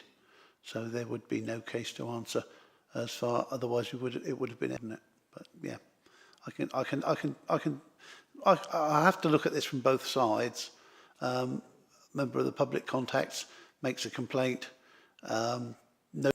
thereby they were concerned that you'd breached the code, and it has been determined that you haven't. So confirm that that is the case. Yeah. Thank you, Chair. It's good to have that on record, given the ambiguity in the language there. Thank you. So it's very difficult to establish whether or not the organisation in question was political, in my opinion, but I'm sure others take a different view, which is possibly where the complainant was coming from. Okay, nothing further. Oh, sorry, Sue, I missed you up there. Thank you, Brian. As I'm not a member of the complaints panel, I think it's probably okay for me to comment on this. I just find it very difficult to accept that the person making what has been perceived as a complaint this end doesn't receive something back. I might be wrong, maybe something has been sent, but in any arena, if somebody writes in, surely a response is just par for the course. So are the people who have made those, what has been perceived by us to be a complaint, going to be responded to at all? And if not, why not? I think we'll need to look at the procedures for the complaints processing as to what would need to happen. Joe, you can come in on some advice for us on that one. Just to confirm, Councillor, that the complainants do receive a response. The response from the Director of Democratic and Regulatory Services to outline what their recommendations were, and the fact that the PCC was not minded to take those forward, the result of which is then that the process is concluded. That's fine, thank you. Thank you. We'll move on to item 11, which is the complaints policy sub-panel update, the chairman for which is Stacey Palmer. So Stacey, can I ask you to introduce item 11, please? Thank you. And so the panel will understand that the sub-panel is there to ensure that the Police and Crime Panel has a pool of nominated members with specialist knowledge on complaints to consider matters arising accordingly. And in terms of this report, the sub-panel met on the 2nd of September 2025, and you will see in the context of the report a summary of information around that. Most notably, we looked at the new police vetting regulations and code of practice that was introduced in May 2025, which enable the Chief Constable to sack officers if they do not hold the current appropriate level of police vetting, and we've discussed that at length in this forum previously. It also looked at the handling of misconduct hearings, and again, the PCC in this forum has previously outlined detail around those changes, essentially where we understand that the PCC is undertaking an audit regarding the welfare of officers, and she has outlined at length the process around that in relation to the Professional Standards Department, and that any recommendations from that report that is being provided at the moment will be delivered and presented at a future sub-panel meeting. We've also been reminded that the PCC is required to appoint a legally qualified chair, an LQC, to administer police appeal tribunals, and that we've noted in those conversations that there is a shortage of those across the country, and that that process is incredibly challenged at the moment. But that we as panel members welcomed the reported expansion of that list of those individuals that can deal with those tribunal cases. We've also looked at complaint reviews and outcomes of those made against the constabulary. And as you know, we have the right to request a review of decisions made. We've noted that there have been fewer reviews during the reporting period, and that 100% of recommendations had been accepted by the constabulary. We've also heard on the sub-panel around early intervention officers that have been introduced to support complaints and solving of non-schedule free complaints. And again, we welcomed the fact that Norfolk and Suffolk Professional Standards Department now has 2 posts around that. In terms of super complaints, there have been no new super complaints that we've heard as outlined previously, and we continue to be briefed on activity across the year in those meetings. For panels awareness, we are in the process of scheduling future sub-panel meetings for the forthcoming year.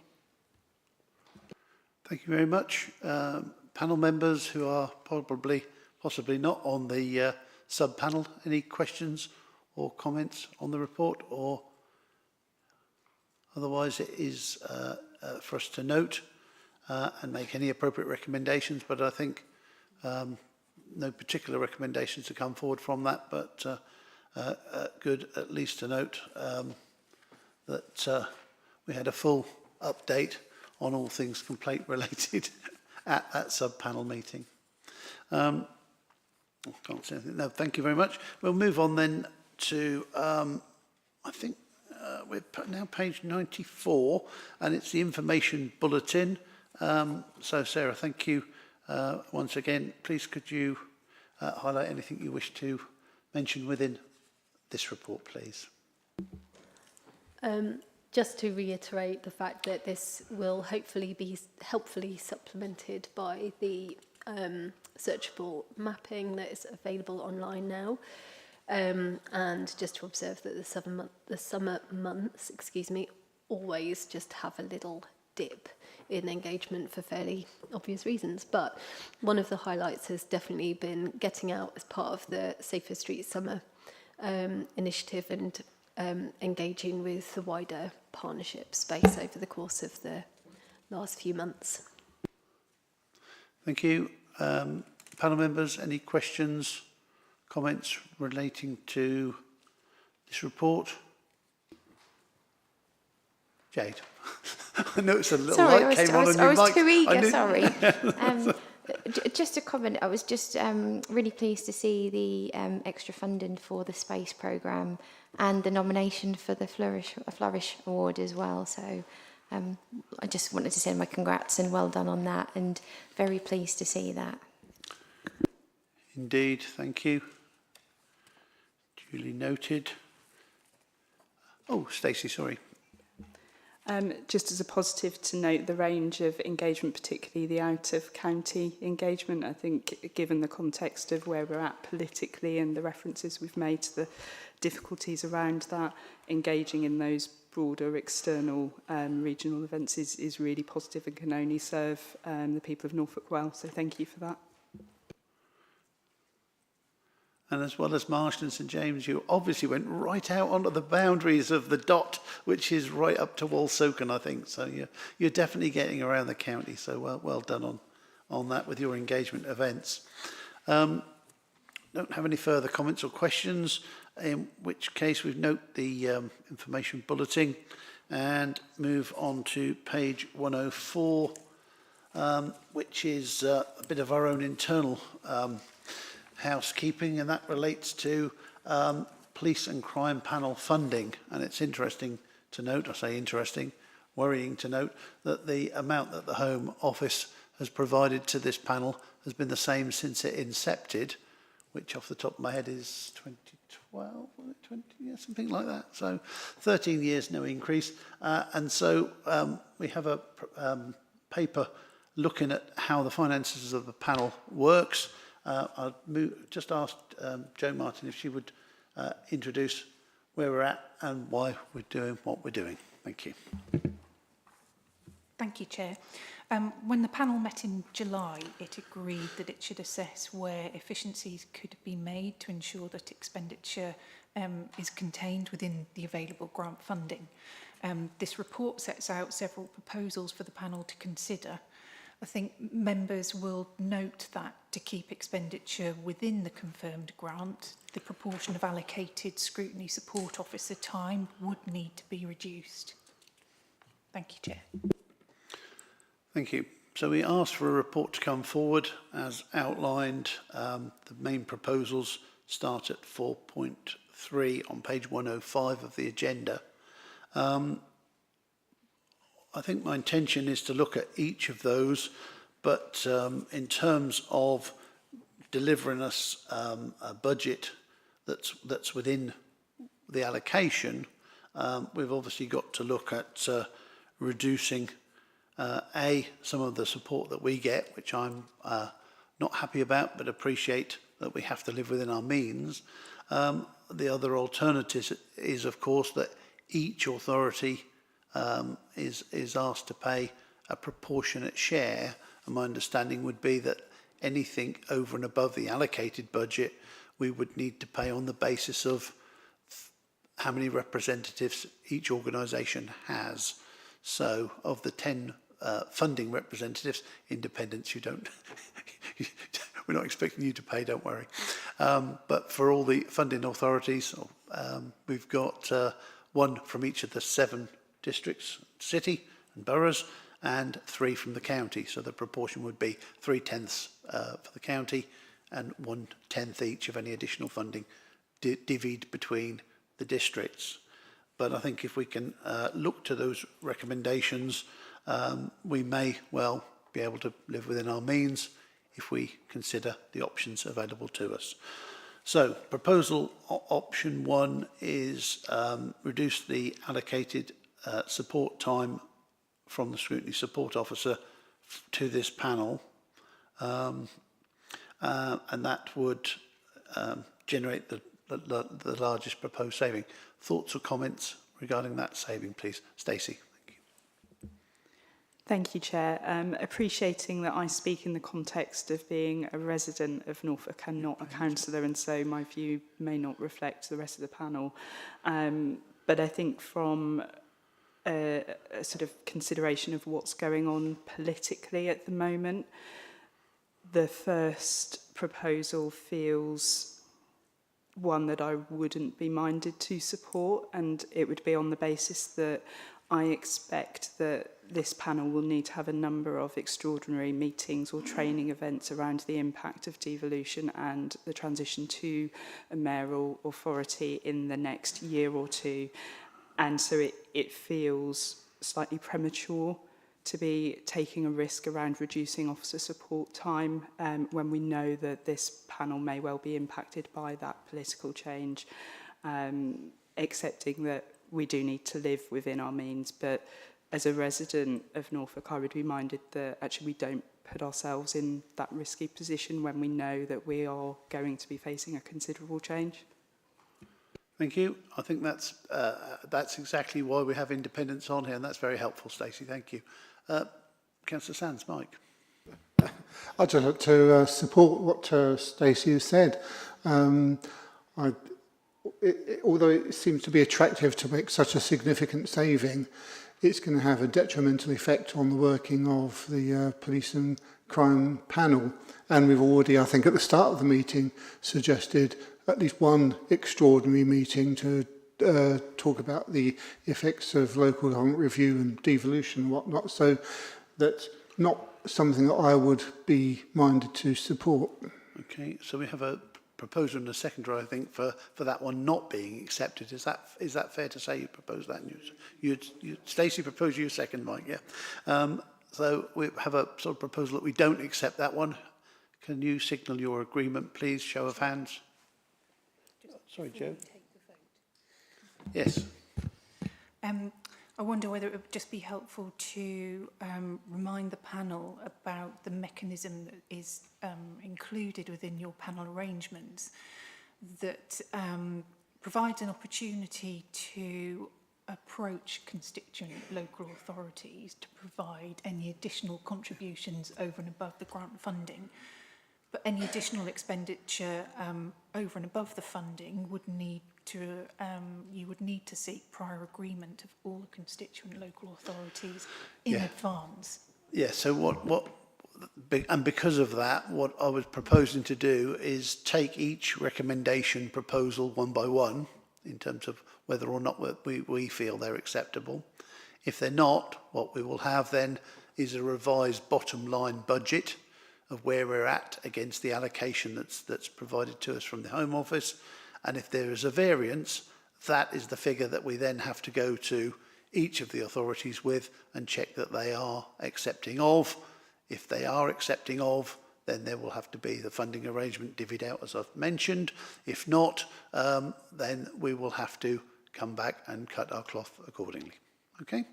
So that we're actually effectively adjusting our budget to go out to the districts and county and say this is the scenario, and then I expect that will be a delegated decision to the appropriate cabinet member or delegated to an officer to agree those whether or not those funds are available, and they will find where they're from. But we need to establish a figure first, so we've got something to go at. So we're saying that one, so I will take a show of hands on that one. The proposal is that we do not accept it. Those in agreement?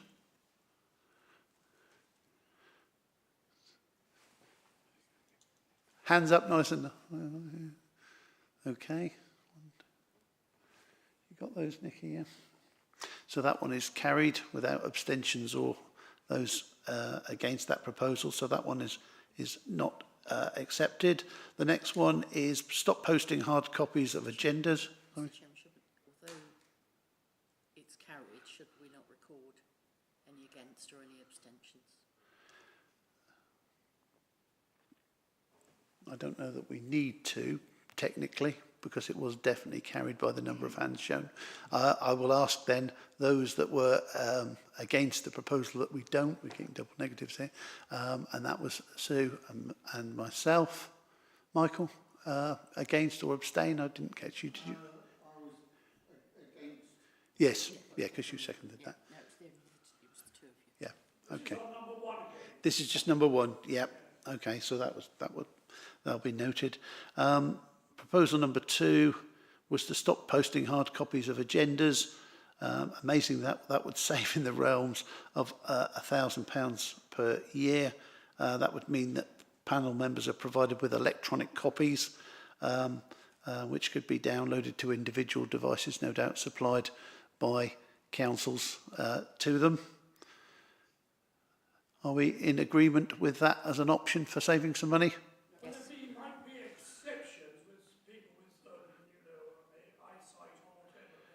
Yeah, I think we're obliged to make for that. But this is the basic pretense is that we would stop doing it, and they would be electronic agendas would be the norm. Says a man sitting here with a stack of paper in front of him. Yes. Okay. So we're all in agreement with that one. Let's just check show of hands. And anyone against? Will be none. So that one is agreed. The next one is cease to be a member of the Eastern Region Panel Network. It would save us around £420. I've so far found the Eastern Region Panel Network to be helpful, but we've been fortunate that we have, hopefully I'll say, is a good functioning police and crime panel. I think if there were problems, the shared experience of others comes into play, and that membership of that Eastern regional body is helpful. But at this point in time, it's up to the panel as to whether we feel we need to make that. So the proposal is that we do cease to be a member of the Eastern Region panel and look for people's support or otherwise to that. Sorry, panel. I'm happy to propose that we don't cease to be a member of that. I think we need to be members. Maintain, yeah. Mike, you're going to second. So those in agreement with that proposal?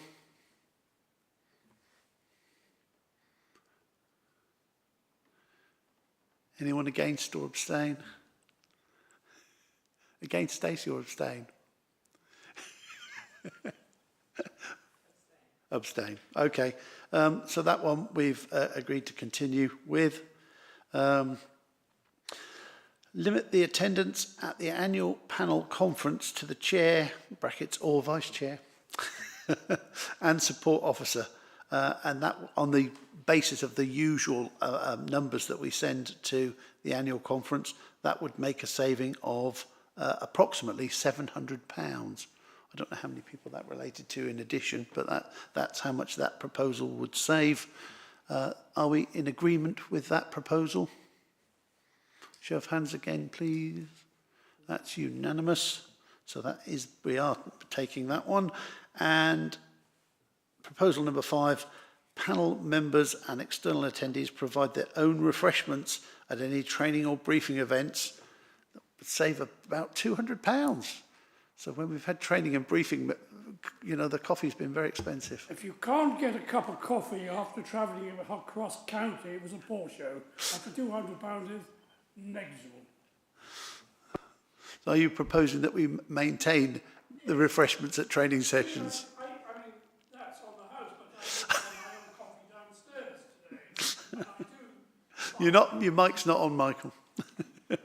So yes, for a cup of coffee, come on.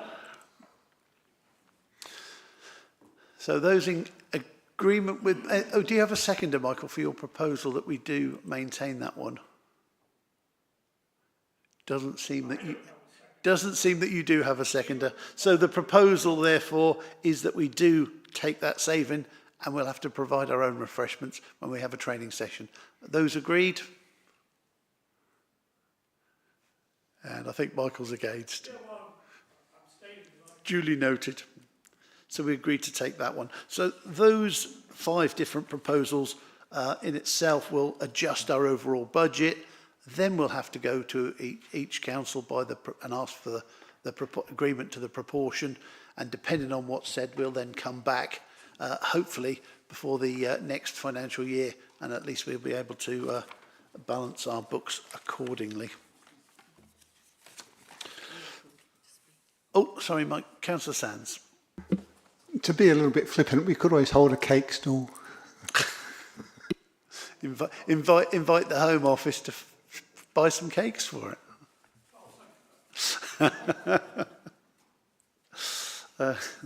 So the next item that we have to look at is our forward work programme, and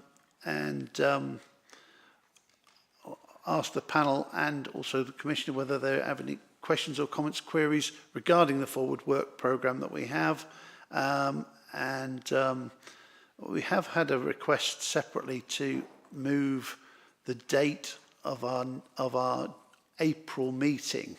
which was proposed to happen towards the end of April, to move it earlier in the year, which I think because of elections and so on. The problem is we're finding it very, very difficult to get a date that suits everybody, with them all having the date in the diary. So we won't attempt to the cat herding exercise of trying to find a different date than those looked at. But I think we need to realise that date has been put in the diaries already for the end of April, and that we would look to keep it the same, I think, on this occasion. I know it's getting very near election times, but I think once our dates are in, it's better that they maintain their position. But otherwise, any other comments or questions regarding the work programme as presented? Stacey, please. Yeah, thanks. Thank you, Chair. It's just to come back to the point that I think you raised at the opening of this session today, just around whether or not we need to schedule in an extraordinary briefing around the impact of devolution, and whether that forms part of this forward plan or whether it's a separate event, just to raise that. I think it most certainly will need to come, it will need to happen. I don't know as yet that we've got sufficient details as to when it would be best to put it in the diary, because these things seem to change every week. And there's no point us putting a date in and trying to get everyone together and then the information we need not being ready and with us. But absolutely minded that will need to happen. You know, I think it'll be a case of watching the space, finding when MHCLG, Home Office, etc., all get their ducks in a row, and we know exactly what's happening, both with devolution, but also I think the impact on this panel of local government reorganisation will be very much dependent on whether there is one unitary council across Norfolk, in which case 7 district representatives, you know, what happens then, and whether it's 2 or 3. I mean, that will make a huge difference to how we look at our membership and what we have to do in that interim period. So definitely keep our eye on that one, and we'll look to slot that in when information is to hand.